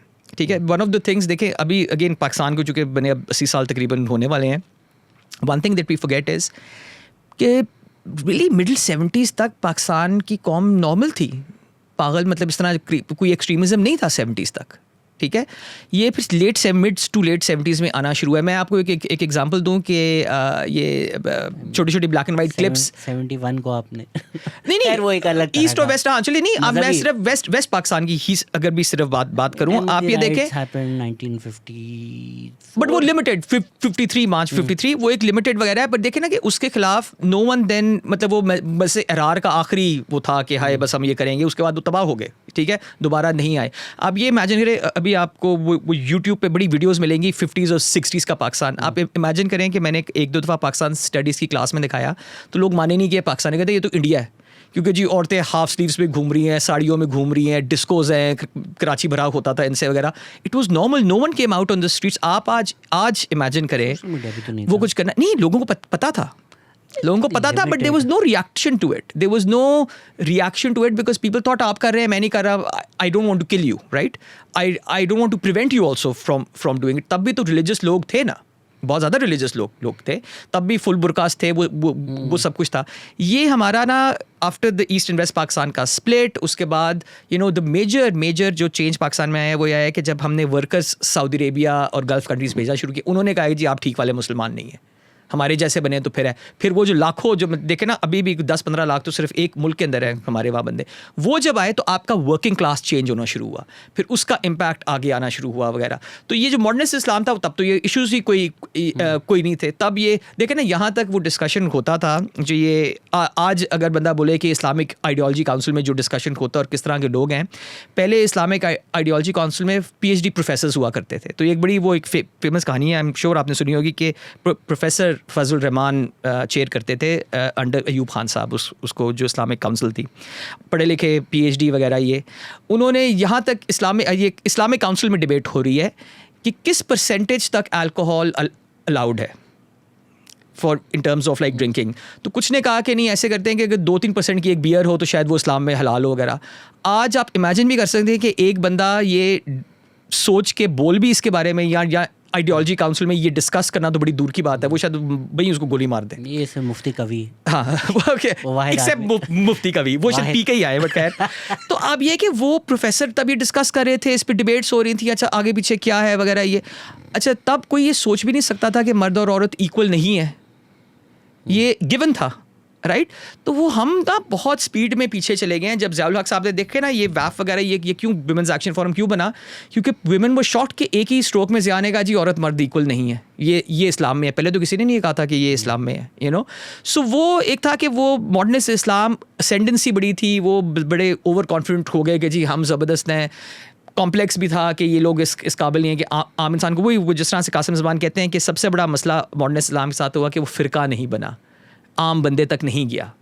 इसमें भी नॉट टू बी कंस्पिटोरियल अगेन, जब मॉडर्न इस्लाम फ़ायदे में था आपके, तो आप कॉलोनियल हमारे रिजीम के, जब जिहादी इस्लाम फ़ायदे में था तो यहाँ पर मतलब ये तो बड़ा कन्वीनियंट है ना कि भाई जब आपके फ़ायदे में हुआ कि जिहादिस्ट इस्लाम हो। अब ये तो फैक्ट्स हैं कि जिहादिस्ट लिटरेचर अमेरिका में छप कर बांटा गया, सेलिब्रेट किया मगर तब तक हम टर्न हो गए थे, मतलब तब तक ये है कि उन्होंने हवा ज़्यादा दी। मुझे नहीं लगता, so this is a counterfactual, मतलब it be very interesting. I think कि अगर अफगानिस्तान की वॉर होती 20 साल पहले, जब पाकिस्तान अभी भी मॉडर्निस्ट इस्लाम यहाँ था, तो वो सब कुछ होता है। ज़ियाउल हक साहब ने कहा कि ज़बरदस्त, मतलब मैं तो चाहते ही हूँ। दूसरा काउंटर फैक्चुअल ज़्यादा मज़े का है, अगर तो ज़ियाउल हक नहीं होते और जुल्फ़िकार अली भुट्टो की टर्म हो रही होती, फिर क्या होता? That maybe is a better way to think about it. ना तब शायद पाकिस्तान और स्प्लिट हो रहा होता। Probably जिस तरह हमने वॉर जोन ही बना दिया कि यार चलो जी, अब तो खैबर पख्तूनख्वा या NWFE दैट टाइम हमारा तो वो है बफर स्टेट बना दिया, बफर स्टेट ही बना दिया प्रॉब्ली। एंड मतलब it's very hard to predict तारीख क्या होना था। हाँ, सो वो तो बड़ा कुछ हो सकता था अगर एक बंदा ये वही वाला वो जोक है ना कि जी अगर यू नो ये चाची के होते तो वो चाचा होते, हाँ तो क्या होता वगैरह, यू नो। अब अभी फॉर एग्जांपल आप कश्मीर के डिस्प्यूट पे देखें, बहुत ज़्यादा तारीखदान भी ये कहते हैं, and it's probably true to an extent too, कि when Sheikh Abdullah came to meet Ayub Khan, उन्होंने कहते हैं कि they had reached an agreement and Sheikh Abdullah was supposed to fly out to Delhi to confirm it with Nehru, and Nehru died. तो ये है कि अगर नेहरू 6 महीने और रह जाता, 2 हफ्ते और रह जाता, क्या होता? हो सकता है वो एग्रीमेंट चल जाता, हो सकता है कोई मानता ही ना, हो सकता है 2 हफ्ते बाद कैंसिल हो जाता है, you know. So very hard to predict because history works with layers and that's why it gets very complicated कि एक लेयर के ऊपर एक लेयर आती है, फिर उसके बाद लेयर आती है, एंड डिफरेंट जगहों पे उसका डिफरेंट रिएक्शन आता है। पर इसमें जो भी आप इंटेलेक्चुअल बातें कर रहे हैं, सोसाइटी किस तरह से उसको समझ रही है, वो तो जिन्ना को नज़र आ रहा था। वो डायरेक्ट एक्शन डे होता है, कुछ नहीं कहते। फिर 1946 की जो इलेक्शन कैंपेनिंग होती है कि या तो मुस्लिम लीग को वोट दो या कुफ्रिस्तान को वोट दो, आप बार बार एक फतवा साइड करते हैं। औरतों को बोला गया कि अगर तुम्हारे मियाँ ने मुस्लिम लीग को वोट नहीं दिया तो निकाह खत्म हो जाएगा। बिल्कुल। तो आज जो आप लोगों को ये नज़र आता है ना कि 2018 में नवाज शरीफ के ख़िलाफ़ ये फतवे आए, 2024 में फिर इमरान खान के ख़िलाफ़ ये फतवे आए, ये पुराना ही चल रहा है कि भाई वोट ना दो तो काफिर। मोल्ड वही है ना, जो वही आयशा जलाल की बात के सांचा है ना, तो उस सांचे में आप कभी साइड में चले जाएं, कभी साइड जाएंगे। 4 कमरे में लोग बैठ के कि अच्छा जी मॉडर्निस्ट इस्लाम, जब आप सड़कों पे जा रहे हो या अपना मैसेज दे रहे हो या स्पीचें हो रही हैं, तो उसमें तो लोग गले काट रहे हैं और बोल रहे हैं या तो मुस्लिम लीग है या तो तुम काफिर हो, and they are seeing all of this and they are not being like no this is not what we mean. That's the see देखे ना, ये पाकिस्तान और इंडिया मतलब वो you know not to take the person's name but a great book called Midnight Children, वो यही है कि ये दोनों मुल्क एक ही साथ पैदा हुए मगर इनकी ट्रेजेक्ट्रीज जो है ना that tell you different ways of thinking, ठीक है. अब again Nehru and Gandhi's India is dying but the great thing is it also survived for 75 years. You know it's dying now. हमारा बड़ी जल्दी ख़त्म हुआ. वो क्यों? क्योंकि जो वैल्यूज़ है ना वो आगे किसी को दिए नहीं गए. एंड ऑल्सो द क्वेश्चन कि आई थिंक जो लोग उन वैल्यूज़ का मेरे ख्याल में what you are also alluding to जिसकी वो बात भी कर रहे थे वो खुद भी खास उसमें बिलीव शायद ना करते हो. देखिए कितना पहले पाकिस्तान के बने पे हमने डेमोक्रेसी बोला, आते ही गवर्नमेंट हटाओ, ये हटाओ, वो करो. अब लोग आपको एक्सप्लेनेशन देंगे. मतलब एक साहब तो मुझे मारने पे आ गए थे इसके ऊपर, बड़े पढ़े लिखे हैं पर वो जना को इतना मोहब्बत वो करते हैं कि वो अटैक करने लगे थे जब मैंने कहा जी जना वॉज प्रिटी अनडेमोक्रेटिक. तो उन्होंने कहा बस हालात ऐसे थे वगैरह. मैंने कहा तब हालात ऐसे थे तो अब हालात ऐसे हैं. मतलब देखे ना कि जी यू नो मुल्क नाजुक मोड़ पे. मैंने कहा नाजुक मोड़ का पाकिस्तान का भी ख़त्म नहीं होना. So I think that's again a thing ना कि one is to have that honest kind of a discussion and you know deal with it. But I think वो बस हम नहीं करते बिकॉज अगेन आप ये भी देखें you know I always give another example which is very interesting जो कि इस पे बड़ा कम काम हुआ. I hope someone does a PhD on this from this kind of a perspective. 1947 में out of the 5 provinces, well 4 provinces and 1 territory that were part of Pakistan, एक सूबे में आपकी कांग्रेसी गवर्नमेंट थी NWFP में, ठीक है. Most of the Pakhtuns did not really believe in what the Muslim League was saying, ठीक है. मुस्लिम लीग की कुछ सीटें आती थी हज़ारा से, पख्तूनों की जगह पे सीट नहीं वो जीत सकते थे. अच्छा क्यों? बिकॉज मुस्लिम्स वो 93%. हम उनको डराएंगे कैसे कि 7% हिंदू मार देंगे इनको, मतलब वो पॉसिबल ही भी नहीं था ना. तो वहाँ इसलिए कभी मुस्लिम लीग को ज़्यादा वोट नहीं बने, उनकी कभी गवर्नमेंट नहीं बनी. अच्छा अब चूँकि आपने पाकिस्तान बनते ही उनकी गवर्नमेंट भी हटा दी, बंदे भी फिर वो बाबरा मैसेकर के अंदर 1000-1500 बंदे भी मार दिए वगैरह, तो वो तो पख्तून बड़े नाराज़ हो गए. उन्होंने कहा ये क्या बात हुई. काफ़ी लोगों ने कहा जी हम अब अफगानिस्तान से मिल जाएंगे, प्रिंसली स्टेट्स ये स्वात और दीर वगैरह ने कहा जी हम तो जा रहे हैं दफ़ा पाकिस्तान वगैरह. So there was a lot of, you know, the 50s का पूरा टाइम क्या है, पख्तूनिस्तान अफगानिस्तान के साथ प्रैक्टिकली जंग होने वाली है वगैरह वगैरह वगैरह सब कुछ. अच्छा देन द इस्टेब्लिशमेंट और whatever the government in Pakistan thought कि भाई पख्तूनों को इंटीग्रेट करना है, right. So what they did was Pashtun civil service में आना शुरू हुए, आर्मी में आना शुरू हुए, हर जगह आना शुरू हुए, ठीक है. एक इन्होंने ये किया. सेकेंड इन्होंने बड़ी इंटरेस्टिंग बात की कि इन्होंने लैंड रिफॉर्म्स किए. दैट्स द ओनली सूबा पख्तूनख्वा जहाँ कंप्लीट लैंड रिफॉर्म्स हुए हैं. आज तक ना पंजाब में, सदर्न पंजाब में बहुत कम हुए हैं, नॉर्दर्न सिंध में बड़े कम हुए हैं, बलूचिस्तान में तो खैर कहानी नहीं शुरू हुई मेरे ख्याल में, वहाँ हुए. उससे क्या हुआ कि एक सेंस ऑफ इक्वालिटी, वैसे ही पख्तून कल्चर में एक सेंस ऑफ इक्वालिटी है, मगर जब आपकी लैंड होल्डिंग्स, आपका सबसे बड़ा लैंड होल्डर अगर 100 एकड़ पे आ गया है तो फिर तो मतलब आप इमेजिन करें. वो मैं जब पहली दफ़ा सिंध आया ना तो कहीं खैरपुर के अंदर ये डिस्कशन हो रहा था, तो एक साहब ने बड़ा अच्छा कहा. उन्होंने कहा जी पख्तूनख्वा के अंदर the biggest land holder has 200 acres, Sindh के अंदर द गरीब landlord has 200 acres, you know. So land reforms हुए, इंटीग्रेशन की कोशिश की. आज पख्तूनिस्तान की कहाँ बात है, वहाँ रिलीजियस इश्यूज़ अब हैं, वो सारी जो कहानी वो तालिबान वाली डेवलप हुई, मगर जो पख्तूनिस्तान वाला कॉन्सेप्ट था वो ख़त्म हो गया, right. Because the state took it upon itself to actually take clear actions of integration, of trying to solve the problem. So I think ये बड़ी एक interesting example है कि पाकिस्तान जब की रियासत जो whatever that means, क्योंकि हर decade में ज़रा थोड़ा सा फ़र्क हो जाता है depending on who the general is. Whatever the रियासत wants to do, it can do it also. हमने वो एक सक्सेसफुल कहानी इंटीग्रेशन की है ना पख्तून्स की. आप आज इस्लामाबाद जाए, इस्लामाबाद निकला ज़्यादा पंजाब से, मगर आपको पश्तो ज़्यादा सुनाई देगी, पंजाबी कम सुनाई देगी वहाँ, राइट. इंटीग्रेशन आपने बहुत हद तक कर ली, बाकियों के साथ भी कर लें. इसमें मैं भी शुरू की कॉन्स्टिट्यूंट असेंबली की डिबेट्स पढ़ रहा था, उसमें बादशाह खान से बोला कि आप बताओ पख्तूनिस्तान क्या है. जिस तरह बाकी सूबों की पहचान है पंजाब, वैसे हमारी हमें भी दे दें लोगों ने, नहीं तुम काफिर हो, तुम सेपरेशन चाहते हो. तो आज भी जब लोग ये they use it as a stick to beat Badshah Khan with की, तो पख्तूनिस्तान की बात करते थे, जबकि उनके खुद के अल्फाज यही थे कि भाई जिस तरह आप लोग की शनाख्त है, हमारी शनाख्त है, हमारी शनाख्त दे दें. तो आप कैसे देखते हैं सेपरेटिस्ट या? देखिए बादशाह खान का जो व्यू था वो अगेन बादशाह Khan like Gandhi was an intellectual also, ठीक है. उनकी जो राइटिंग्स हैं वगैरह ये, and I think you know the most fascinating thing है. तो उसके ऊपर कुछ लोगों ने मतलब सैयद वकार अली शाह की इस पर बड़ी अच्छी किताब है वगैरह, कि जो खुदाई खिदमतगार मुखलिका बैनर्जी की भी है, जो खुदाई खिदमतगार का जो कॉन्सेप्ट था that was a revolutionary concept in Pashtun thought, कि जी एक पख्तून यू नो वो हमारे कल्चर में मतलब आई एम पख्तून, तो वो तोपक जो है बंदूक, that is kind of a part of your natural गाब, कि अगर एक पख्तून अपना पख्तून ड्रेस पहनेगा ना तो बंदूक एक साथ ज़रूर रखेगा. और आई स्टिल रिमेंबर कि my father was very resistant to a revolver, या वो कहते हैं नहीं बंदूक होनी चाहिए, प्रॉपर बंदूक के बगैर वो मज़ा नहीं आता. और एवं कभी कभी शूट करते रहते थे, प्रैक्टिस शूटिंग. वो कंसेप्शन चेंज करना पख्तूनों में एंड लाखों लोगों को फॉलोअर उस सिलसिले में बनाना, इट्स अ रेवोल्यूशनरी थॉट. ठीक है. So when he speaks like Gandhi, you know he was friends with Gandhi, when Gandhi is speaking in Hind Swaraj about असल इंटरनल लिबरेशन, कॉन्सेप्ट ही फ़र्क है.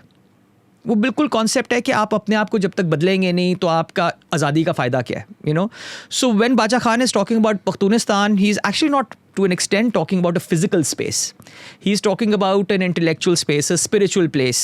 और वो एक ग्रैंड कहानी. अब ऑफ कोर्स एक पख्तून को आप बोलें, आप मुझे आज बोलें कि मैं अफगानिस्तान जाऊँ और मैं वीज़ा लेके जाऊँ, तो even though I was born and raised in Lahore, मगर हूँ तो बंगश, मैं बोलूँगा मैं वीज़ा लेके क्यों जाऊँ अफगानिस्तान, हमारा वो जगह है, यू नो. सो वो एक पख्तून को वो जो कंसेप्शन है ना वो है. But to say that doesn't mean कि Peshawar wants to join Kabul. वो उसको आप जंप द गन कर देते हैं ना कि जी ये अगर हुआ तो बस ये तो बिल्कुल ये काबुल की तरफ जाने वाले. अगर जाना चाहते तो 47 में चले जाते, कोई रोकने वाला नहीं था. ये हो सकता था मगर उन्होंने नहीं किया ना. अगर मैं एक सिंपल सी एग्जांपल दे रहा हूँ, अगर डॉक्टर खान साहब 15 अगस्त को पाकिस्तान के झंडे को सलूट ना करते और कहते ऐसी की तैसी हम अफगानिस्तान के झंडे को सलूट कर रहे हैं और जा रहे हैं, पाकिस्तान ने क्या बिगाड़ लेना था. सिविल वॉर थोड़ी बहुत हो जाती. अगर कॉन्स्टिट्यूएंट असेंबली में बैठ गए, हाँ बैठ, उन्होंने एक्सेप्ट किया, हाँ बैठे हुए एक्सेप्ट किया उन्होंने, एग्जैक्टली. हाँ. सो वो ये कि नहीं किया, मतलब यू नो उन्होंने पाकिस्तान को एक्सेप्ट किया, पाकिस्तान का ओथ लिया. वो कहते नहीं हम आज़ादी कर रहे हैं, हम अफगानिस्तान के साथ जामोरे वगैरह जो भी कहानी करते, किसी ने की कभी की. ये बस हमारा वो है ना कि we can not tolerate someone that disagrees और उसको फिर कंप्लीट विलिफाई. वही जो मैं पहले कहता 0 या 100, या तो वो अनक्वेश्चनेबल है बंदा कि जी वो बस थल्ले लगा हुआ है काइंड ऑफ थिंग, या वो ट्रेटर है. मतलब you know and this brings me to the fact, ये मुजीबुर रहमान साहब का क्या ड्रामा था. यू नो मैं जब भी वो 1971 पढ़ाता हूँ ना, तो जो मार्च का पीरियड है ना, मार्च 1971, वो एक दिन करके पढ़ाता हूँ. बिकॉज बच्चों को ये समझना बड़ा ज़रूरी है स्टूडेंट्स को कि Mujibur Rahman won the election of Pakistan. Why would you want to become prime minister of one section of Pakistan, जब वो पूरे पाकिस्तान का वज़ीर आज़म बन रहा था.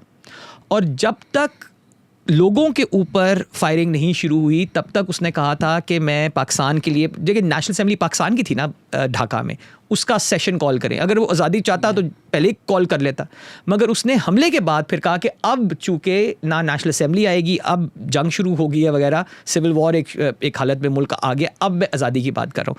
सो no one unless they are really push to the wall do that. और हमने अगेन बाचा खान के सिलसिले में, मुजीबुर रहमान के सिलसिले में, अच्छा लॉट ऑफ पीपल प्रेडिक्ट कि जी वो मुजीब की कहानी चलनी नहीं थी, तो ठीक है ना चलती, फेलियर हो जाता, फाइन. पाकिस्तान तो एक रहता ना. And I think Pakistan would have been a much better country अगर ईस्ट वेस्ट पाकिस्तान होता. अगर वो प्राइम मिनिस्टर बनकर एक अग्रीमेंट के तहत कुछ भी, मतलब जो हुआ वो तो वर्स्ट केस सिनेरियो है ना, तो कुछ भी इसके अलावा होता तो वो बेहतर ही था. मैं अक्सर वो जब हिस्ट्री पढ़ाता हूँ ना तो मैं सिनेरियोज बनाता हूँ. मैं कहता हूँ चले जी ठीक है मुजीब साहब बन गए, अच्छा अब वो क्या ऐसी बात करेंगे कि पाकिस्तान टूट जाएगा. अच्छा अगेन क्योंकि अभी तक तो पंजाब में ही पढ़ा है, कुछ बच्चे कहते हैं जी वो बोलेंगे कि बंगाल का पैसा बंगाल में रहे. तो मैंने कहा बंगाल किस मुल्क में है, नहीं मैं कहता किस मुल्क में है बंगाल, पाकिस्तान में. तो मैंने कहा बेसिकली कह रहे हैं पाकिस्तान का पैसा पाकिस्तान में रहे, तो उसमें बुरी बात क्या है, पर वो बंगाली है. मैंने कहा तो आपने मेंटली अब क्या सोचा है, वो कोई और है. आपका ऑब्जेक्शन ये सिर्फ ये है कि वो पाकिस्तानी नहीं है ना.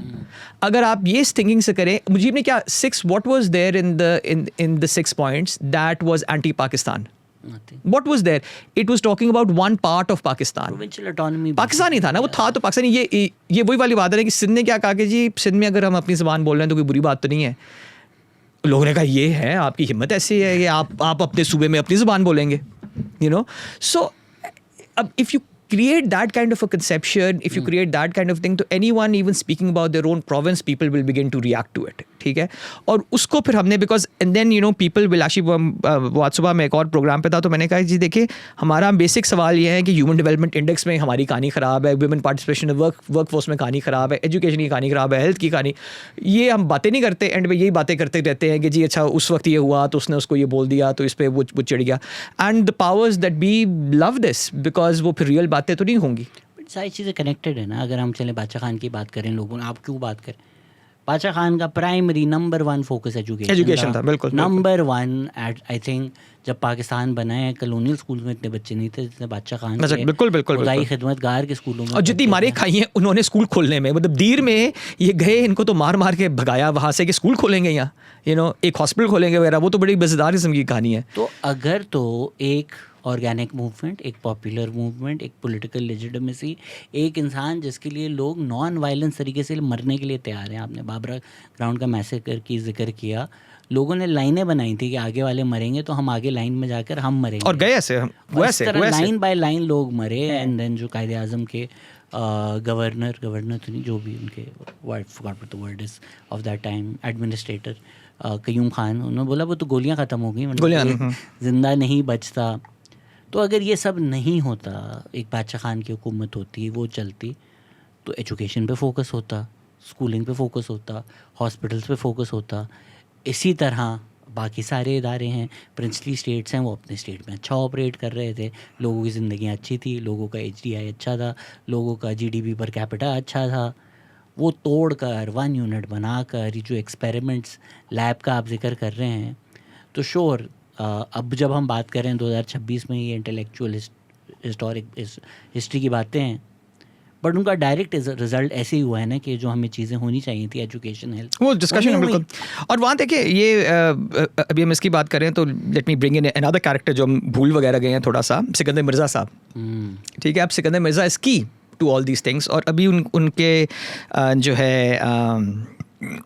ऑटोबायोग्राफी नहीं लिखी किसी रिश्तेदार टाइप, नहीं लिखी, नोट्स उन्हीं के हैं, मगर पब्लिश मेरे दमाद ने की है। तो वो जब पब्लिश होने वाली थी तो मुझे कहा कि जी इसका आप इंट्रोडक्शन वो लिख दें।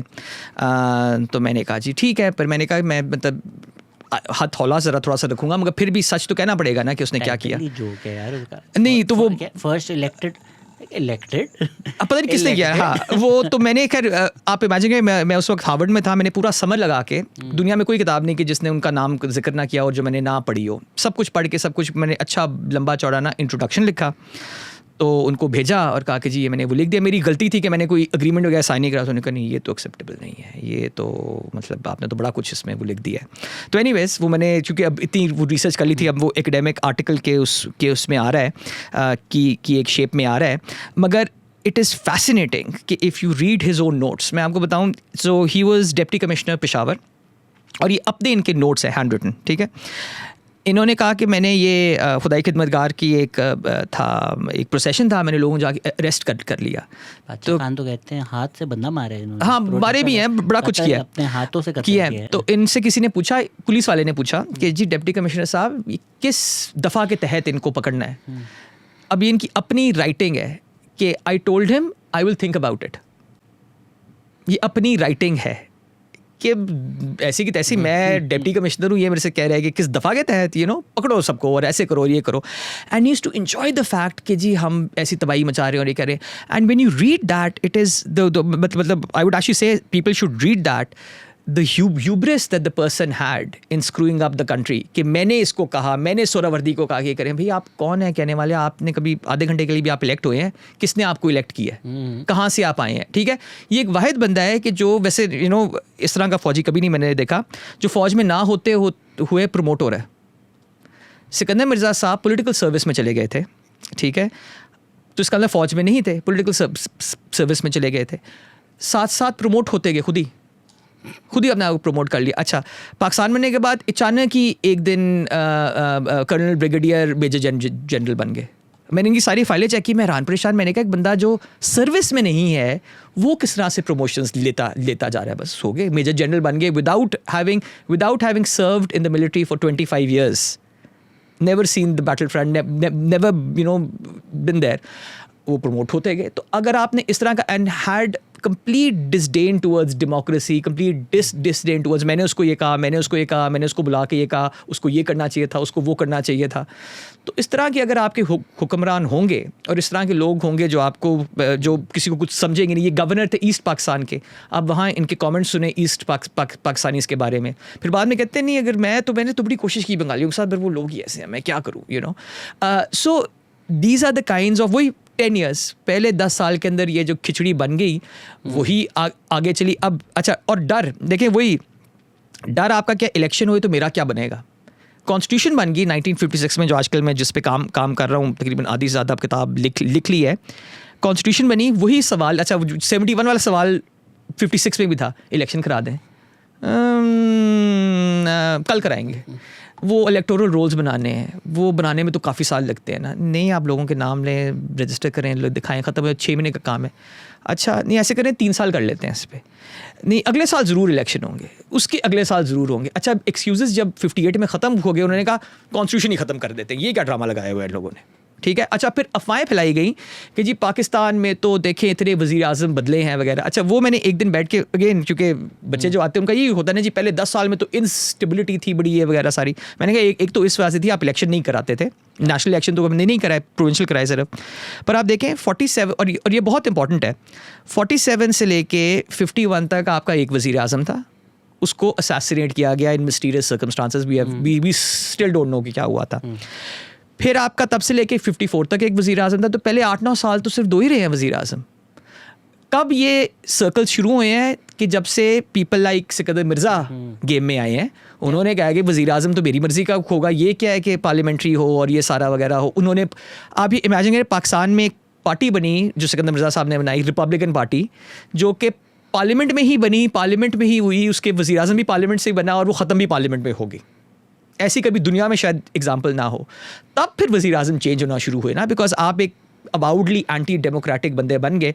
फिर आप एक दिन गवर्नर जनरल से अगले दिन जैसे ही कॉन्स्टिट्यूशन आनी थी, आपने कहा जी मुझे आप सदर बना लें, ठीक है। इलेक्ट किसने किया? वही असेंबली के जिसको डरा धमका के आपने ये सारे काम किए थे। तो आप होते ना इलेक्ट, आपने कॉन्स्टिट्यूशन एब्रोगेट कर दी, होते elect, an elected assembly should have elected him, and then उसको कहते हैं कि an elected president of Pakistan, an unelected assembly select, पता नहीं क्या, agreed with him, let's put it that way. उनकी ख्वाहिश जो उन्होंने इज़हार किया, उससे वो अग्रीमेंट उन्होंने की, एंड दैट्स अबाउट इट। ये कितना बड़ा फैक्टर है पाकिस्तान की इनिशियल मसले मसाइल में कि जो हमारी लीडरशिप थी, या तो वो नवाब और लैंडलॉर्ड से जिनको ब्रिटिश गुलामी के लिए नवाजा गया है 1857 वॉर अपोज करने के लिए लैंड दिए गए, वो लैंडलॉर्ड बन गए, वो नवाब बन गए, और फिर लैंडलॉर्ड्स के साथ, फ्यूडल लॉर्ड्स के साथ मिलकर पाकिस्तान मूवमेंट चली, और फिर साथ ही जो कलोनियल बाबूज थे जिनकी सोच पूरी वो कलोनियल थी, एक हेट फॉर द नेटिव थी। तो जब सारी लीडरशिप ये होगी तो फिर वो गुलाम और कीड़े ही समझेंगे ना आवाम को, और क्या समझेंगे। ये भी है, but I think a couple of very important factors, मुझे ये क्या कहते हैं, अगेन वेरी इंपॉर्टेंट, ईस्ट और वेस्ट पाकिस्तान में जो बेसिक फ़र्क आना शुरू हुआ 1950 में, जब ईस्ट पाकिस्तान में लैंड रिफॉर्म्स हो गए, ठीक है, वहाँ एक नई क्रॉप ऑफ पॉलिटिशियन डेवलप होना शुरू हुए। वेस्ट पाकिस्तान में वो नहीं हुए। तो वही जो आप कह रहे हैं, जो लैंडलॉर्ड है वो लैंडलॉर्ड रहा, तो लोग उसकी पहले भी बात मानते थे, तो आज भी मानेंगे, क्यों वो फ़र्क होगा।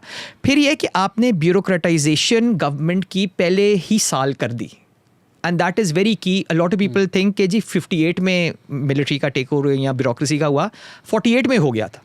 48 में मैं आपको एक सिंपल सी एग्जाम्पल दूँ, वेस्ट पाकिस्तान को अगर आप देखें तो बाय अगस्त 1948 साल हुआ है पाकिस्तान को।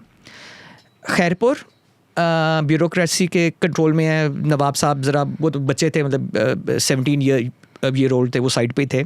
बहावलपुर में ब्यूरोक्रेसी कंट्रोल है। चीफ सेक्रेटरी ऑफ NWFP, तब गोरा था कर्नल ड्रिंक, उनको प्राइम मिनिस्टर बनाया बहावलपुर में गवर्नमेंट ऑफ पाकिस्तान ने, कि वो बहावलपुर को कंट्रोल करें, ठीक है। सो आपके 2 जो बॉर्डर के ऊपर जो जगहें हैं यहाँ, वो कम्प्लीटली कंट्रोल हो गई हैं बाय द ब्यूरोक्रेसी। आपके जो नॉर्दर्न एरियाज़ हैं वो कंट्रोल हैं ब्यूरोक्रेसी के, जो अब गिलगित बल्तिस्तान बोलते हैं। वहाँ जो रियासतें हैं, स्वात, दीर, चित्राल, अम्ब, वो सारी ब्यूरोक्रेसी के अंडर है। ट्राइबल एरिया आपका सारा ब्यूरोक्रेसी के अंडर है। पूरा बलूचिस्तान आपका ब्यूरोक्रेसी के अंदर है। तो आपके पास तो वेस्ट पाकिस्तान में थोड़ा सा पंजाब है और थोड़ा सा सिंध है, but that's it. That is the only one under political control. अच्छा, सिंध के अंदर आपने पाकिस्तान बनने को 6 महीने हुए, आपने गवर्नमेंट्स आगे पीछे करनी शुरू कर दी हैं, तो वो भी पॉलिटिकल कंट्रोल ख़त्म हो गया, ठीक है। पंजाब में क्या किया कि 1949 में इतनी लड़ाई हुई ममडोट और दौलताना में, आपने वो बेचारे गोरे को जलील करा दिया, फ्रांसिस मूडी को। अब ये इमेजिन करें कि लियाकत अली खान साहब ने कहा हाँ रिमूव करो इसको, ठीक है, बाद में कहा मैंने तो नहीं कहा था। अच्छा वगैरह। वो कहता है भाई आपने कहा था मैंने इनको निकाला है, मैं अब क्या करूँ। वो सड़ के उसने रिज़ाइन करके चला गया, गालियाँ दे के फ्रांसिस बूटी इन सबको कि भी मैंने अच्छा अगेन फ्रांसिस बूटी को जिन्ना साहब ने रिक्वेस्ट किया था कि प्लीज़ अगर कुछ साल आप ठहर जाएँ, ज़रा स्टेबिलिटी आ जाए फिर जाना, वो फिर लियाकत को गालियाँ दे के गया है कि भाई मेरे साथ किया कि अच्छा आपने कहा चलो ये शुक्र है चला गया, निश्चित साहब को बैठा दिया तो खबरदार यहाँ इलेक्शंस कराए। तो बाय 1949 आपके पंजाब में भी इलेक्शन कोई मतलब इलेक्टेड टाइप की कोई गवर्नमेंट नहीं थी। सिंध के अंदर अपनी चॉइस का वो आ रहा था, वज़ीर आला आ रहा था। सो 48-49 तक कहानी ख़त्म हो चुकी थी और फिर आगे वही रिपीटेड पैटर्न थोड़ी देर के लिए देते थे, वो करते थे। अब अगेन आप सिकंदर मिर्ज़ा की अगर आप ऑटोबायोग्राफी पढ़ें, फैसिनेटिंग। इलेक्शन हो, उसने कहा ऐसी कि तैसी इलेक्शन हो के इसका ख्याल है कि वो बन जाएगा वज़ीर आज़म बन जाएगा यहाँ का। और 71 में भी वही कंसेप्शन था ना कि जी क्या मुजीब समझता है वो इलेक्शन जीत गया तो वज़ीर आज़म बन जाएगा। उसने yes that's normally how it happens, normally how it happens. Her try कर लिया इलेक्शन रिग करने की, वो नहीं कर सके आप। उसके बाद भी इसमें आप कह रहे हैं नहीं हुआ।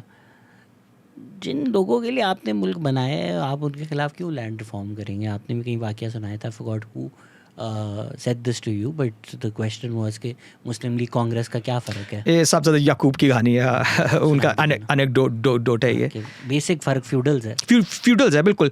उन्होंने बड़ी एक सिंपल सी बात की थी और मुझे जहाँ से याद है 10-15 साल पुरानी बात है। उन्होंने कहा कि जी कांग्रेस की सर्वाइवल थी फ्यूडलिज्म का ख़त्म होना, मुस्लिम लीग की सर्वाइवल थी फ्यूडलिज्म का कंटिन्यू होना। बिकॉज आप वो भी देखें ना, मैं अगेन जब पाकिस्तान की तारीख पढ़ाता हूँ तो ये कहता हूँ कि जी आप मुस्लिम लीग के फाउंडर देखें, ठीक है, जो ढाका में जब फाउंडिंग हुई, एक बंदा बता दें जिसका टाइटल ना हो, एक, या तो वो शुरू करें हिज हाइनेस से आगा खान, या वो नवाब है या सर है, कोई आम इंसान वहाँ था तो वो क्यों करेंगे? हाँ, जो हो भी गए थे, जिस तरह से एलियनेशन एक्ट पास हो गई थी, वो लियाकत अली खान ने नहीं होने दी। तो वो जो लैंड रिफॉर्म होना भी था, जो ज़मीन वापस जानी थी, वो 40% ज़मीन जो हारियों को जानी थी वो नहीं दी, वो फिर आपने महाजरीन को दे दी। तो लैंड रिफॉर्म क्यों? अब देखिए ईस्ट पाकिस्तान में हो गए क्योंकि वहाँ आपकी वो पॉलिटिकल कैपिटल इतना ज़्यादा था नहीं और आप समझते थे वो हिंटरलैंड है वगैरह, फिर वो अलग।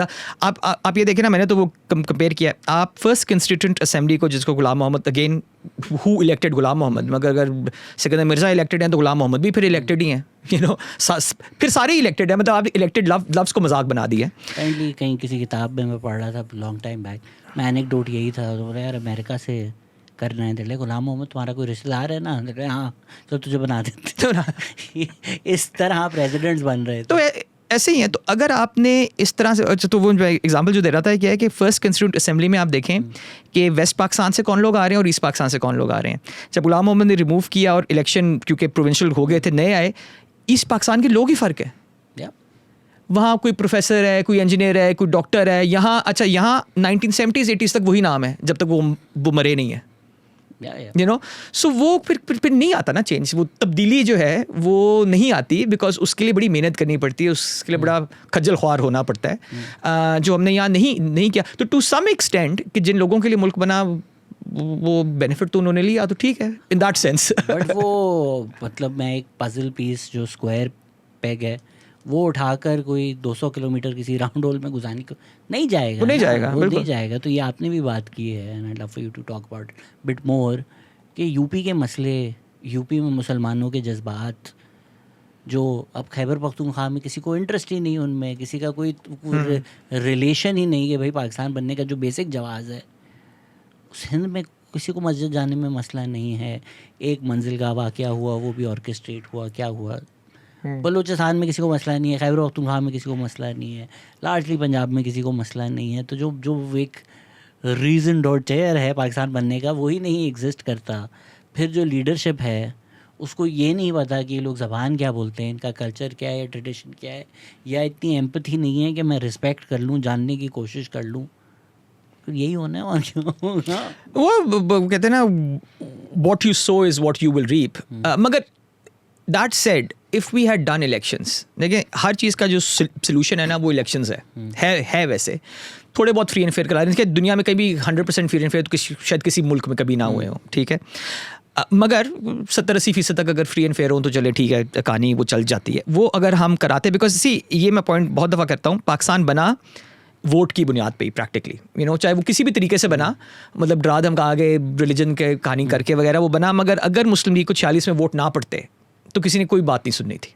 वो उन्होंने जो भी तरीका लिया वो एक अलग बात है, पर वोट पड़े तो पाकिस्तान बना, ठीक है। तो वोट की के अंदर वो इज्जत वो चले दी उस वक्त, तो उसको ज़रा कंटिन्यू करना चाहिए था। मसला यही है कि वहाँ के मसाइल यहाँ आ गए, मतलब वो, और यहाँ के वो मसले थे नहीं, 1946 में अगर मुस्लिम लीग को वोट नहीं पड़ता तो उन्होंने वो इलेक्शन भी नहीं मानना था।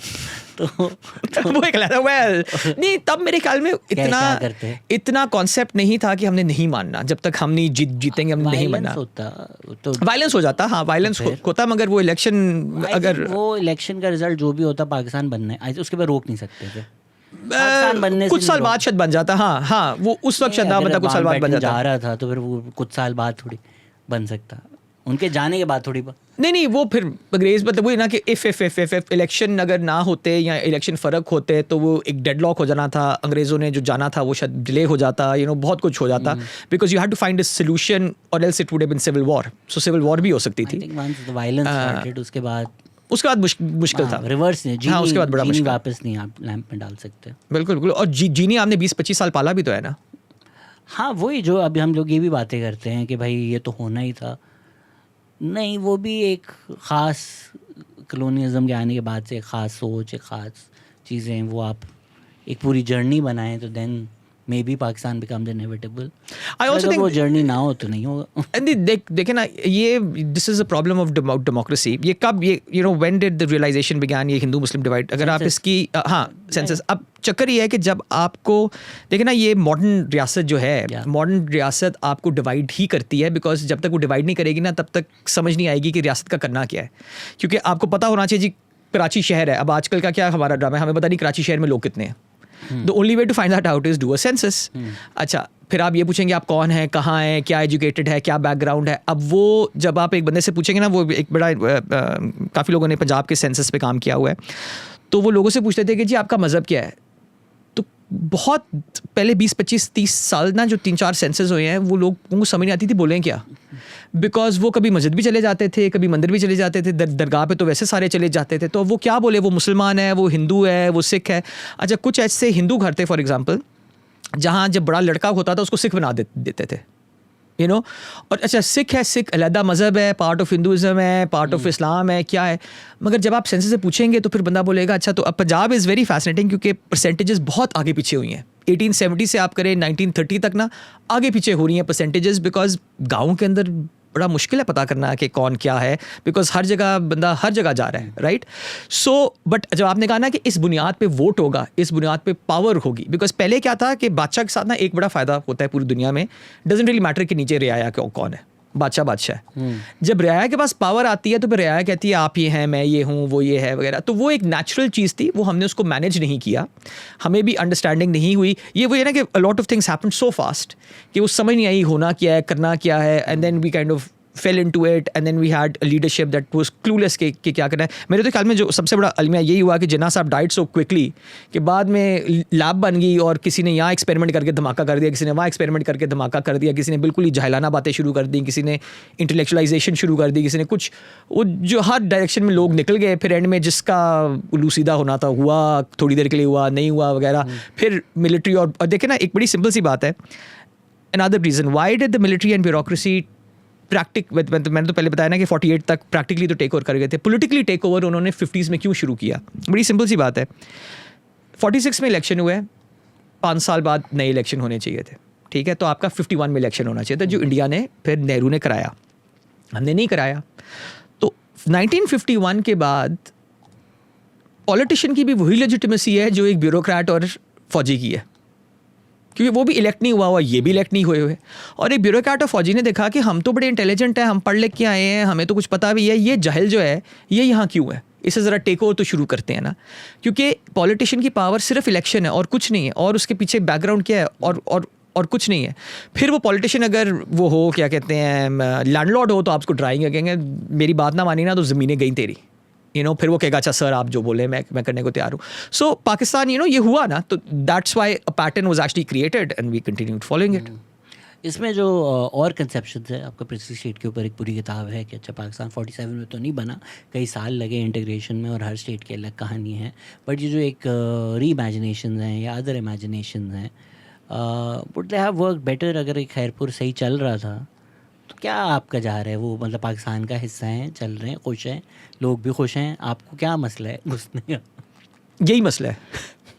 यही मसला है. आप जब मतलब आई इनकरेज दिस वैसे कि खैरपुर की असेंबली ने इंटीग्रेशन से पहले जो रेजोल्यूशन पास की थी, it is the most fascinating document I ever read. आपको वो लगता नहीं कि 1954-55 का डॉक्यूमेंट आपको लगता है आज किसने लिखा है. वेलफेयर स्टेट की बात हो रही है, ये हो रहा है, वो हो रहा है. और आज आप खैरपुर जाए ना तो यकीन नहीं आता कि उसमें एक भी लफ्ज़ सच लिखा हुआ है.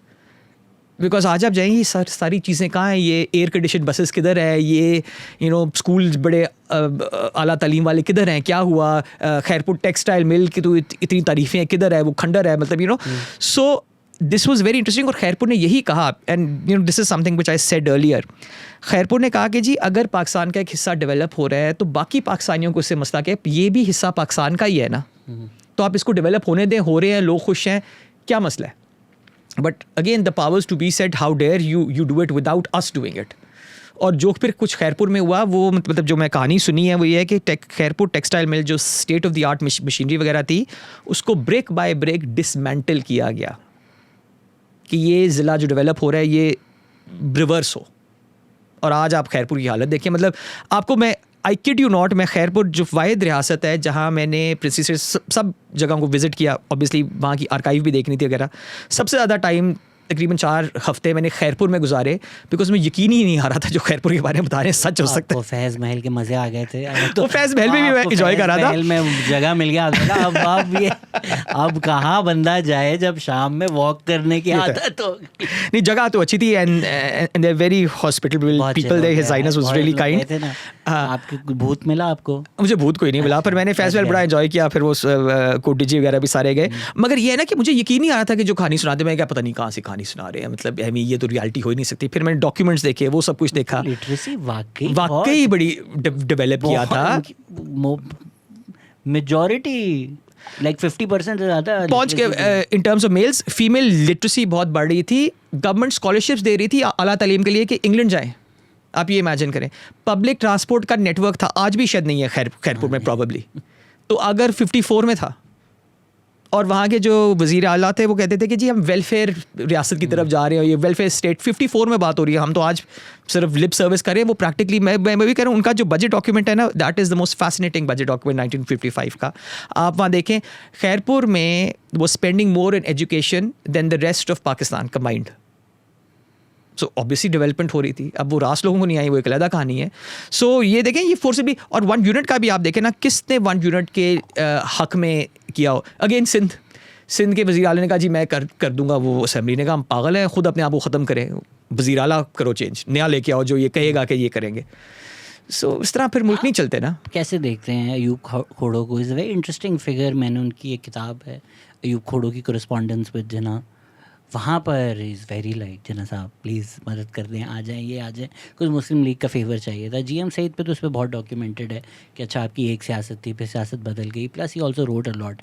How do you see Ayub Khuhro कि वो full pro Jinnah, then gets dismissed, then sort of comes back into the political fold, फिर हमीदा खोड़ो. It's very interesting कि उनकी क्या political. He shifts quite a bit. Yeah. हाँ, he shifts quite a bit, but I think when he comes back, he has to, मतलब उनका जो thought था वो ये था कि survive अब मैंने करना है, तो जो power में है ना उसे agree करना है. And he changed there because देखिए ना, जब एक आप imagine करें कि you are in a सूबा where the Pakistan has just been created, you are the prime minister, not even chief minister, the premier, ठीक है. और फिर वन फाइन डे देखिए डिसएग्रीमेंट्स होती हैं, राइट, मगर नो वन एक्सपेक्ट्स कि डिसएग्रीमेंट के एंड में फायर हो जाएगा बंदा, especially when the other person technically does not have the at least moral authority to fire you, right, because आप ही ने बुलाया उन सब, और आप ही ने उनको बुलाया. तो वो मुझे नहीं लगता अयूब खोड़ो के दिमाग में भी था कि ये पॉसिबल होगा कि मैं फायर हो जाऊँगा. असेंबली में आपकी मेजॉरिटी जब तक है आप नहीं रिमूव हो सकते ना, पर वो हो गए. तो फिर उनको एहसास हुआ कि भी असेंबली में मेजॉरिटी का फ़र्क नहीं पड़ता, फ़र्क पड़ता है कि उस सीट पे जो बैठा है ना बंदा, उसके साथ ताल्लुकात कैसे हों. वो फिर he flipped even though doctor Hamida Khuhro ने बड़ी कोशिश की रिहेबिलिटेट करने की मगर आई थिंक वही मतलब हालात जब उन्होंने आसपास देखे कि क्या है, so that's the kindest explanation there कि उन्होंने जब हालात देखे उन्होंने कहा भाई यही तरीका है, अगर मैंने दोबारा आना है तो यही तरीका है कि काउटाओ किया जाए तो कर लिया। आई थिंक यही लोग थोड़ी कभी कभी मिस्टेक करते हैं जब वो हिस्टोरिकली कंटेक्चुअलाइज नहीं करते। Like Hamida Khuhro also she learn from this and then she उनका अपनी सियासत फिर जुल्फ़िकार अली भुट्टो से बेनज़ीर भुट्टो ने सीखा फिर अपने फर्स्ट डिसमिसल से सीखा। तो आप जब ये करते हैं लोगों के साथ फिर एक्सपेक्ट करना कि ये इनकलाबी ही रहेंगे। But I think the key is मतलब आपने बेनज़ीर की बात की, one of the most fascinating things that I realised about Benazir was मतलब she didn't make too much fuss about it but she overturned the policies of her father quite a bit in her first government. Social policies काफ़ी ज़्यादा, even denationalization Benazir ने शुरू की in her first government. आप at least उसमें वो discount कर सकते हैं कि हो सकता है ये इनकी खुद की न्यू लिबरल इकोनॉमिक पॉलिसी हो सकता है, हो सकता है खुद की हो। मगर ये कि इतनी समझ आ गई थी कि इसने तबाही मचाई हुई है, वो नेशनलाइजेशन है, इसको रिवर्स करें, हमने कॉमनवेल्थ छोड़ दिया था, वापस आ जाएं वगैरह। तो आई थिंक ये भी चले किसी को अगर कहीं रियलाइजेशन हो जाती है तो अच्छी बात है, ये नहीं कि बिल्कुल ही आप उसको वो भूल जाए। हम अड़ भी जाते हैं ना, हम एक गड्ढे में वो कहते हैं ना when in a hole don't dig, हम डिग करना फिर शुरू कर देते हैं। एनीथिंग मैं तो क्रिटिसाइज़ करूंगा कि बेनज़ीर भुट्टो ने जो सारे पीपीपी का सोशलिस्ट थ्रस्ट था वो सारा ही अबैंडन करके न्यू लिबरल इकोनॉमी, मुझे तो ये गलत, मेरे लिए तो ये नेगेटिव है। आप चल नहीं रहे थे ना, अगर वो चलते वगैरह वो एक अलग कहानी था। मतलब Bengal did better with the same Mujibur Rahman, मतलब 1970 के जो मैनिफेस्टोज हैं अवामी लीग और पीपीपी की जो पॉलिसीज नारे और हाँ वो तो कितना ही फ़र्क है, बहुत कम फ़र्क था। तो वो बांग्लादेश में वर्क किया, यहाँ पर आपके लैंड रिफॉर्म भी, अगर जुल्फ़िकार भुट्टो चले not perfect, did not do land reform, जो किया भी वो भी फेडरल शरीयत कोर्ट ने बोला हराम भी। अभी आप बात करें तो सब मैंने आपको टोका नहीं, recently council of Islamic ideology ने बोला है कि लाहौर हाई कोर्ट का जजमेंट है कि आपकी जब डिवोर्स होती है अगर बीवी ने शेयर किया है तो वो 50% उसको जाता है। काउंसिल ऑफ इस्लामिक आइडियोलॉजी ने बोला हराम बिल्कुल बीवी को कैसे तुम्हारा अब ये ना आप ये इमेजिन करें कि 2026 में ये उनकी इम्पोर्टेंस है, मतलब ये this is what they want to comment on. मतलब काउंसिल ऑफ इस्लामिक आइडियोलॉजी की तो हमेशा यही, और उसका एक कॉन्स्टिट्यूशनल काम है, ठीक है, वो क्या बातें कर रहा है कि जी उसको पैसे नहीं देने, ऐसे करना है, वो करना है। इस्लामिक आइडियोलॉजी तो मेरे ख्याल से जब चाइल्ड मैरिजेस आता है ना तो वो एक बैड सिग्नल की तरह, हाँ तब आ जाते हैं, वो जाग जाते हैं कि क्या अपने बच्चियों की शादी, हाँ आप चाह रहे हैं अंडर एज बच्ची की शादी नहीं हो सकती, you only here about them under as बच्चों की शादियां हो गई, अच्छा जी बीवी को शेयर चला, जब बीवी को मारना कैसे, मारना कैसे उनका एक पीएचडी थीसिस आया, वो क्या वो मौलाना शरानी थे ना, हाँ मौलाना शरानी थे तब, हाँ कितना नहीं कर सकते हो। तो हमने यही है ना कि हमने ये लोएस्ट कॉमन डिनोमिनेटर पे ले आए हैं कि आप इस तरह की वो डिस्कशंस वो करते रहे। आपने एक शरीयत कोड बना दिया है कि जो बैठ के कुछ तो करेगा ना, फिर वो इन्हीं चीज़ों में इंटरेस्टेड होता जाएगा। देखिए उससे पहले शरीयत कोड नहीं था, क्या पाकिस्तान में लोग मुसलमान नहीं थे ना, बल्कि वो वाले मुसलमान थे कि जिनको ये नहीं था कि मैं किसी और को करूँ और किसी और को ज़रा ठीक करने जाऊँ, वो अपने आप को शायद ठीक कर रहे थे, which is the more important thing. अब आपने कहा कि मैंने तो ठीक होना है, नहीं होना, मैंने आपको करना है ठीक सरा, तो वो हमने कंसेप्शन फ़र्क किया, दैट्स द रियलिटी। आप अभी कैसे देखते हैं, आप किसी पॉडकास्ट में भी कह रहे थे कि बिल्कुल नए सूबे बनने चाहिए, which in Punjab case I get administrator south Punjab, but अब जब आप कराची आए हैं, you seen the politics of Karachi are very fraud, specially आप जिनका प्रिंसी स्ट्रीट्स पे काम है, आपको पता है कि कराची को किस तरह से सेपरेट किया गया था, उस पर सिंध का क्या एक स्कार भी है और एक बैड हिस्ट्री भी है। फिर 1 यूनिट किया, फिर 1 यूनिट के ख़िलाफ़ प्रोटेस्ट किए, तो बड़ी मुश्किल से ये जो सिंध की आइडेंटिटी है वो सिंध ने किसी ना किसी तरह बचा के रखी है, लैंग्वेज बचा के रखी है। तो एडमिनिस्ट्रेटिवली जो भी आर्ग्यूमेंट हो, I do understand it, which is why I oppose it, कि Sindh will see it as an attack on Sindh. आप कैसे देखते हैं? देखिए, a lot of people will, मतलब पंजाब के अंदर, मतलब I am very, मतलब I have lots of very close friends who think कि जी देखिए आपने 47 में पंजाब स्प्लिट कर दिया, अब आप फिर कर रहे हैं स्प्लिट, राइट? मगर I think there are several other ways, and I think that has to do with how we understand identity, ठीक है? So if the point is कि आपने सिंध को स्प्लिट किया है with the aim of screwing Sindh या सिंधी, तो फिर तो obviously that's a very dumb idea, ठीक है. इफ़ योर आइडिया इज़ कि सी वही है ना कि what will be maintained and what will change. ठीक है. If let's say you split Sindh according to divisions, ठीक है, चलो एक कराची हैदराबाद ज्वाइन कर दें, ये 2 डिविजन्स एक कर दें, एक सखर खैरपुर डिवीजन बना दें, एक बीच में नवाबशाह डिवीजन बना दें, ठीक है. इकोनॉमिक डिस्पैरिटी बहुत ज़्यादा है. हाँ, मगर आप इसको रखें, सो then you don't change the ground reality of it कि this is actually collectively still Sindh but you are doing it in terms of developmental issues. ठीक है. अब उसके अंदर आप इसको नेमिंग फ़र्क कर सकते हैं, आप इसकी नेमिंग फ़र्क कर सकते हैं. आप ये कह सकते हैं कि जी एक सूबा अभी भी चले सिंध है, मगर you will have different kinds of ministries that have very much devolve to this divisional governments. ठीक है. लोकल गवर्नमेंट्स बना दें फिर, मतलब उससे आगे लोकल गवर्नमेंट्स भी बननी चाहिए. तो फिर ये बीच तो की लोकल लेयर का क्या पॉइंट नहीं, ये है? बीच की लेयर क्या है कि देखें सिंध जो है ना लाइक द पंजाब, ठीक है, Punjab is if this were an independent country, Punjab would be the 12th biggest country in the world. ठीक है. आपके अब सूबे इतने बड़े हो गए हैं कि उसमें पॉसिबिलिटी ही नहीं है कि वो एक एडमिनिस्ट्रेटिवली ऑर्गेनाइज हो सके. ठीक है. उसके अंदर आपको सब डिविजन्स, चाहे एडमिनिस्ट्रेटिव, मतलब I don't really think okay आप पूरी अम्बिलिकल कॉर्ड ना काटें, उसको एडमिनिस्ट्रेटिवली ही आप सेपरेट कर दें. बिकॉज फॉर एग्जाम्पल, मतलब I take the Khairpur example. ठीक है. खैरपुर जब डेवलप हो रहा था was without reference to Karachi, was without reference to any other place in Sindh, because Khairpur 200 साल से अपनी रियासत थी, वो अपने कहानी चला रहे थे, मगर वहाँ सिंधी ही थे ना जो डेवलप हो रहे थे. ठीक है. तो मेरा ये है कि आज अगर खैरपुर और सखर को हम कह देंगे जी आप एक हैं, हाँ वो अगर आके आप कह दें जी हम यहाँ सिंधी बैन कर देंगे, हम ये कर देंगे, हम वो कर देंगे, that will create the problem. Division तो अभी भी हैं. हाँ, but if it division is its own division. हाँ, but the सखर डिवीजन में the last authority still is in Karachi. What I'm saying is कि आप वो जब तक सी पाकिस्तान में ये है ना कि if you look at it anything bureaucratically या इन टर्म्स ऑफ पॉलिटिक्स, ठीक है, अच्छा लोकल गवर्नमेंट चाहे आपकी कोई भी पॉलिटिकल पार्टी हो does not like local government. क्यों? बिकॉज आपका MPA और MNA कहता है फिर हम क्या करेंगे. Which is the basic problem. आप लोकल गवर्नमेंट ले आएं, लोकल कर दें. वो आपको नहीं, वो नहीं करेंगे ना, वो आपको एयरपोर्ट के लोग संभालें, चलाएं. हाँ, या फिर आपको वो कॉन्स्टिट्यूशनली आपको एक अमेंडमेंट करके लोकल गवर्नमेंट का एक, कुछ लोग ये भी कह रहे हैं, हाँ अगर आप कॉन्स्टिट्यूशन में लोकल गवर्नमेंट का जैसा प्रोविंस का आपने चैप्टर 18वीं तरमीम में डाला है उस तरह से आप लोकल गवर्नमेंट में डिवॉल्व करें तो फिर स्प्लिट करने की ज़रूरत ही ना पड़े. बिकॉज फिर वो आपका देखे ना लाइक ब्रिटेन में है. ठीक है. So that's a very good example. US में जो स्टेट्स करती हैं, ब्रिटेन में वो काउंटी गवर्नमेंट करती है. ठीक है.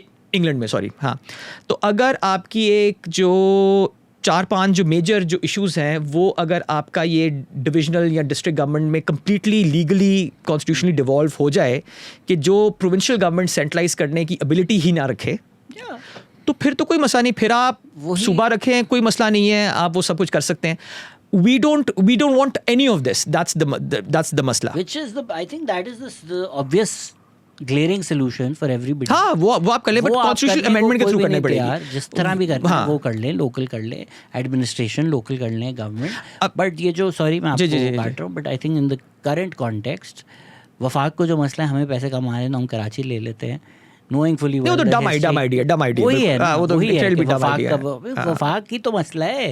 नहीं, वफाक क्या, अच्छा नहीं, वो किसी साहब ने, मैं यूनिवर्सिटी में भी था, साहब ने कहा जी ये करना चाहिए. मैंने कहा अच्छा क्या फ़ायदा होएगा, क्या फ़ायदा होगा, मतलब इस्लामाबाद यहाँ कंट्रोल कर लेगा, क्या फ़ायदा हो जाएगा. सो दैट्स अ वेरी डम आइडिया. एंड मैंने तो कहा आप वही 47-48 की कहानी फिर रिपीट कर रहे हैं कि कराची को छीन लिया और फिर वो बोलेंगे जी फिर छीन लिया, ये क्या आप कर रहे हैं. इसको उसमें जो लॉजिक कोई नहीं है. आज की पूरी डिस्कशन, थोड़े सवाल भी थे, but to put a button on this discussion कि जो सारी आपने पाकिस्तान की तारीख पढ़ी है, प्रिंसली स्टेट्स की इंटीग्रेशन की बात है, या आपने कहा कि चलें वोट देकर पाकिस्तान बना है, जो एक बायन है विथ रिलेटिव ऑटोनॉमी 1940 का रेजोल्यूशन हो, वो हटाकर आपको लगता है आप पाकिस्तान बचा लेंगे. बट इन माय ओपिनियन वही चीज़ है जो पाकिस्तान को बचा कर रखता है. और जब आपने कोशिश की है 1 यूनिट की, हाँ वो बैकफायर किया, रिवर्स करना पड़ा आपको. बलूचिस्तान में आपने जंग की, आपको प्लेकेट करना पड़ा, आपको हकूक़ बलूचिस्तान पैकेज जब आप करते हैं आपको वापस जाना पड़ता है, बिकॉज पाकिस्तान वर्क ही डिसेंट्रलाइज्ड तरीके से कर सकता है. और आप ये देखें कि 1935 के एक्ट के बाद जब प्रोविंशियल ऑटोनॉमी हुई है, मैं अक्सर इसकी भी बात करता हूँ कि तब प्रोविंसेस में वज़ीर आज़म थे और ऑटोनॉमी आज भी 18वीं तरमीम के बाद भी, मैंने आर्टिकल इस पर लिखा था जब 18वीं तरमीम में और लोगों ने कहा अब सूबे खुद मुख्तार हो गए हैं, मैंने कहा जब पाकिस्तान बना था ज़्यादा वो खुद मुख्तार थे. टैक्सेशन की पावर सूबों के पास थी. इनका इमेजिन करें आज सिंध गवर्नमेंट के पास इनकम टैक्स की पावर डिवॉल्व हो जाए, Sindh government will incredibly would be able to do so much more. So हमने वो सारी सेंट्रलाइजेशन की. But going back to the question of and then again Muslim League की पावर ही तब बनी जब उसने कहा कि फेडरल होना चाहिए, प्रोविंस मतलब सेंटर के पास बड़ी कम पावर होनी चाहिए. तब तो खैर वो डर था कांग्रेस का, मगर that is how big countries can run. उसके अलावा कोई और, अब आप देखें जर्मनी की एग्जांपल है. जर्मनी के अंदर जो उनकी रियासतें हैं उनके पास बहुत पावर है, like in the US, like in Australia for that matter also. वहाँ तक अगर हम डेवलप करें, मगर क्या करना पड़ेगा फिर लोकल गवर्नमेंट को, जिस तरह से 18वीं तरमीम ने और NFC अवार्ड फ्रीज किया कि नहीं जी प्रोविंसेस को इतने पैसे जाएंगे ही, वो NFC अवार्ड अब फिर रीवर्क होगा जिसमें सूबाई क्या कहते हैं लोकल गवर्नमेंट को एक सेट अमाउंट ऑफ पैसे जाएं. मगर ये है कि current administrative, so my argument there would be कि जिस तरह करंट हमारा सेटअप हुआ है इसको चेंज करना लाजिम है for real development to happen. ये आप चाहे local empowered constitutional local government डाल के, जहाँ लोकल गवर्नमेंट फंड को डायरेक्टली पैसे जाएं, कोई प्रोविंस छीन ना सके, या पहले कर लें वैसे कर लें, या आप स्प्लिट भी कर लें. स्प्लिट करने में also my other thing is I do understand your concerns, but I also think it is very much possible to have 3 provinces in Pakistan that are all Sindhi. It's not that big of a deal. You can have 2 subas that are Pakhtun. तो वो हमारा है कि वो united ही हो. You can have 3 subas with the same view. That's fine. I don't think it's just the word, right? I might have agreed with you even a couple of years ago. लेकिन अब ये जब दुनिया में भी आप देख रहे होते हैं, where Israel is like या तो ईरान तबाह हो जाए या तो टुकड़ों में हो जाए. आई थिंक जो एक थोड़ी बहुत भी इस्टेब्लिशमेंट को रेजिस्टेंस माउंट हुई है रिसेंटली, वो कनाल्स के ऊपर सिंध वाइड हुई थी. तो ये छोटे छोटे सूबे जहाँ मैनेज करना आसान है, वहाँ मैनेज करना भी आसान है. ये I agree that will be a problem, and then you can easily buy off one against the other वगैरह, वो हो सकता है. But I'm talking more in terms of identity के जो असल में डर है वो एड्रेस हो सकता है. हाँ, ये फिर मसला क्रिएट हो जाएगा नया. ये तो सिंध का तो यही मसला रहा है ना कि वो कराची की सियासत एक काउंटर वेट इस्तेमाल होती है कि अच्छा भाई इनको तो जरा इस तरफ रखे. तो वो एक बहुत बड़ा मसला बट कोई एक मतलब like the 18th amendment was a dramatic change and gave the provinces lot of power. एक और हमें एक सेटलमेंट करने की जरूरत पड़ी. हाँ, लोकल गवर्नमेंट तो आपके कॉन्स्टिट्यूशन का वैसे ही हिस्सा है भाई, उसको आप कह रहे हैं नहीं, वो एक लाइन है ना सैडली, और वहाँ क्या लिखा है जी प्रोविंसेस बताएंगे. वो प्रोविंसेस क्यों बताएंगे, वो करेंगे नहीं इस पर. और आप मजे की बात है. अच्छा, आई फाइंड इट फैसिनेटिंग, ये इसके ऊपर मैंने एक दफ़ा वो थिंक फेस्ट में टॉक भी कराई थी कि तीनों मेजर पॉलिटिकल पार्टीज इस पे एग्रीड है कि लोकल गवर्नमेंट नहीं चलने देनी. तीनों इस पे एग्रीड है कि दूसरे के सूबे में होनी चाहिए. हाँ बिल्कुल, वहाँ होनी चाहिए, हमारे नहीं होनी चाहिए. सूबे में होनी चाहिए, हमारे नहीं होनी चाहिए. वो कर दें, आप पैक कर दें कि पैसे नहीं मिलेंगे जो भी लोकल गवर्नमेंट 100%. सर आपने पहला हाफ मिस करवा दिया इंग्लैंड कॉन्गो का. आपसे पहले कॉन्गो इज अप. आपसे पहले सिर्फ मथुरा का हमने इतना इंतज़ार किया था जितना आपने करवाया है. So role of history as narrative formation. I mean how history is made in interpretive in such a way that it suit state agenda. This time explain the steps of history manipulation. Pakistan की तारीख पढ़ लें. तारीख पढ़ लें, बड़ा आसान है. फिर भी चले थोड़ा बहुत देखें इस पे steps of history manipulation ये है कि you create a narrative that is partially based on truth. That's very important. Again 100-0 कुछ भी नहीं है. कोई 100% truth आपको नहीं बताएगा, कोई 100% झूठ नहीं बताएगा. Best way to manipulate anything is कि थोड़ा सच उसमें ज़रूर हो. ठीक है, मैं बहुत दफ़ा शॉक हुआ हूँ कि जब मैं एक चीज़ को बिलीव करता रहा हूँ और फिर कुछ पढ़ा जाके मैं कहता हूँ ये था. और अगर एक तारीखदान शॉक हो सकता है तो आम इंसान तो मतलब मेरा तो ये काम है, मुझे फिर भी मैं हर 1-2 हफ्ते बाद शॉक होता हूँ कोई नई चीज़ पढ़ के. सो इस तरह मैनिपुलेट होता है. The only key is go back to the sources, go back to where it all began. फिर आपको पता चलता है कि असल में क्या हुआ, क्या चीज़ है. And then also very important कि वो एक बड़े तरीदा ने कहा था कि जी प्रेजेंट माइंडेडनेस नहीं होनी चाहिए. आप आज बैठ के पास्ट को असेस ना करें, आप पास्ट को पास्ट में ही असेस करें, क्योंकि उस बंदे को नहीं पता कि 2026 में क्या होना था. आप ये ना बोलें तब उसने ये क्यों किया, तब ये कैसे किया. आप उस टाइम पे करें, उसके लिए आपको पढ़ना पड़ेगा कि उस टाइम पे और क्या हो रहा था. So then you'd be able to figure out. वरना तो आपको देखे ना वो पकी पकाई जो कहानी है वो हर बंदा दे रहा है और उसको एक्सेप्ट करना बड़ा आसान है. Again India is a very good example. India के अंदर जो मैं तो हैरान होता हूँ इंडिया में कौन सी कहानी चल जाती है. ठीक है, बल्कि पूरे सब कॉन्टिनेंट में जो कहानी मतलब I was talking to an Indian the other day, तो मैंने कहा द मोस्ट परसिस्टेंट 1857 की कहानी है कि इंडिया वो मिशनरीज आ रहे हैं और सारा इंडियन क्रिश्चियन हो जाएगा. मैंने कहा मज़े की बात है, वो 1857 में भी हिंदू डरता था उससे और आज भी डरता है उससे, पर क्रिश्चियन पॉपुलेशन तब भी 2% थी, आज भी 2% ही है। मगर 150 साल में उस बंदे को समझ नहीं आएगी भाई, मतलब कंसिस्टेंट परसेंटेज ही है, कोई खास फर्क नहीं पड़ा इसमें। But that's how manipulation works, because you kind of put a bit of truth in it and then you spin it in this wonderful way के मैं पाकिस्तानियों को नहीं लगता कि 50,000 अहमदी पूरा मुल्क, हाँ पूरा मुल्क भाई, अगर तो इतने स्ट्रांग है तो दे ही दो उनको मुल्क, मतलब अगर हर डिपार्टमेंट वही चला रहे हैं। Please ask him if there is anyone in Pakistan working on decrypting the Indus valley civilisation writing. That's a very important thing.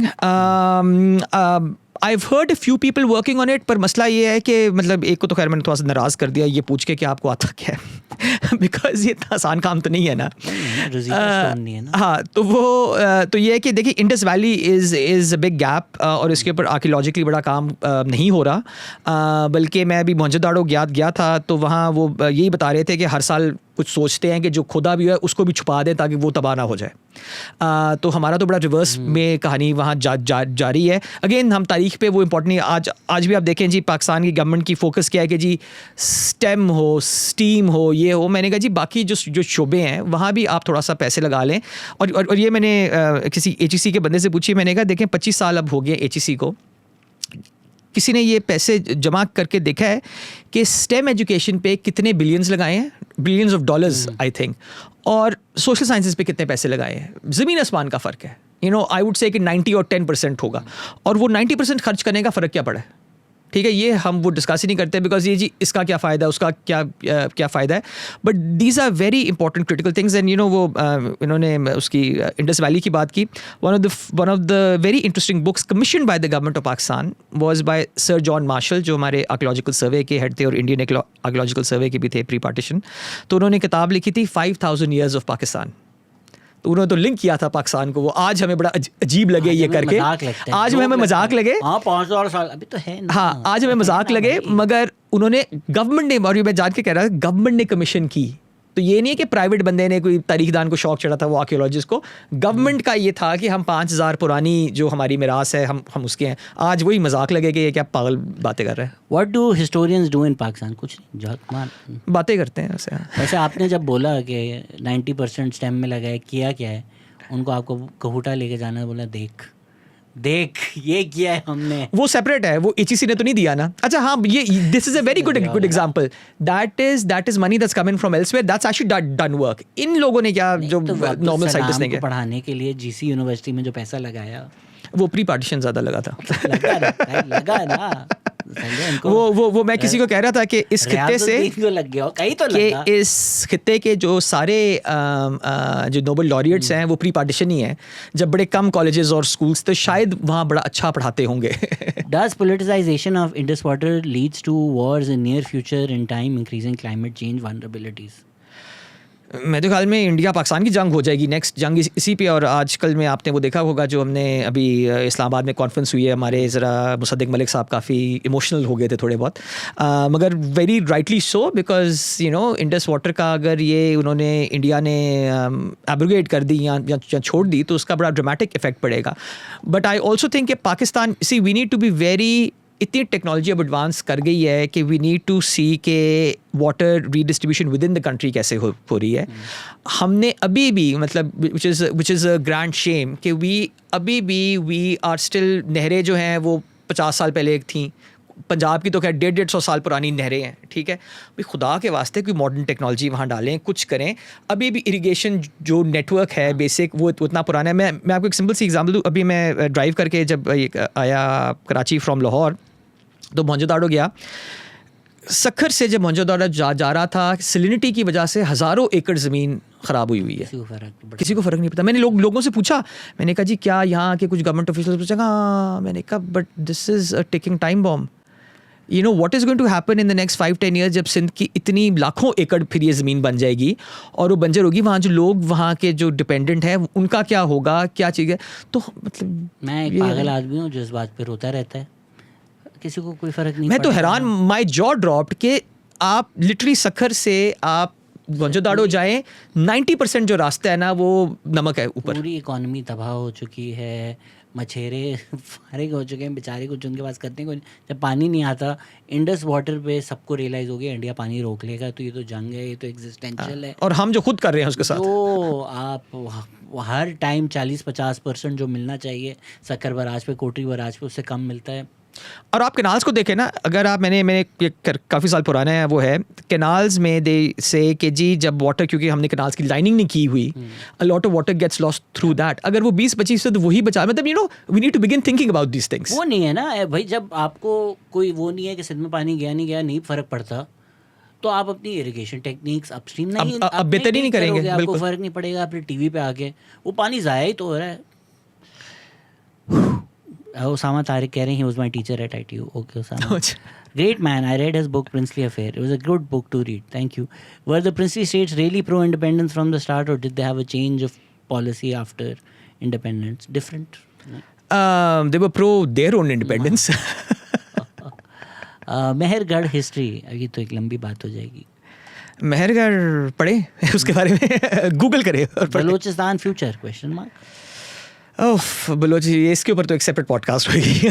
Recently we've seen a strategic shift in Pakistan historical outlook, portraying itself as the Islamic nation made for Indian subcontinent Muslims into a state claiming itself as the nation for the people of the Indus River. ये कहाँ हुई strategic shift? ये कब हुई shift? हाँ, ये वैसे ये हम शुरू से क्लेम करते हैं, वही अभी जो मेरे पे बात की है 50s में गवर्नमेंट कह रही थी कि हम इंडस वैली वाले ही हैं। Which claim will be more fruitful as a nation? दूसरा will be more, लेकिन ये शिफ्ट हुआ नहीं है। शिफ्ट, अच्छा ये वही तो है ना, see that lines up with that जो मैं पहले भी बात करता कि मॉडर्निस्ट इस्लाम को इससे थ्रेट नहीं था इंडस वैली से, क्योंकि मॉडर्निस्ट इस्लाम कहता होगा ना कि जी बड़ी बड़ी अच्छी बात है, बड़ा अच्छा पुराना वो डेवलपमेंट थी वगैरह। फिर जब आपका इस्लाम बदल गया 70s 80s में, तो उसको थ्रेट आ गया कि ये पीछे कर दिया। Separate electorates as proposed by Muslim League before partition was practical in a democratic setup? Question mark. Again, that's a very complicated question. देखें, separate electorates to a certain extent can work. You know, one of the things that I'm currently working on is कि जो ख़वातीन की reserve seats हैं, मेरा तो इस पर grand argument है कि abolish कर देनी चाहिए, बल्कि सेपरेट इलेक्टेड थोड़ा सा करना चाहिए, विच बेसिकली मीन्स कि आपने ख़वातीन की सीटें, आप मतलब लेट्स से कि 372 सीट्स हैं, तो हर इलेक्शन में कुछ सीटें कह दे कि यहाँ इलेक्ट हुई खातून सकती है, ताकि एटलीस्ट वो इलेक्ट होके तो आएँ और मर्द औरत दोनों उनको दें वोट, ठीक है। So they are ways, so what I am arguing is कि they are ways in which separate electorates can work. सिर्फ रिलीजन की बेस पे सेपरेट इलेक्टरेट्स जो हैं, that is not a good thing. मगर जब आप pre-47 देखें तो बहुत बेसिस पे थे, फॉर एग्जांपल रूरल अर्बन के बेसिस पे थे, ठीक है। पेजेंट्स की सीटें थी, यूनिवर्सिटीज़ की थी सीट, पंजाब यूनिवर्सिटी की 1960s तक सीट थी, you know.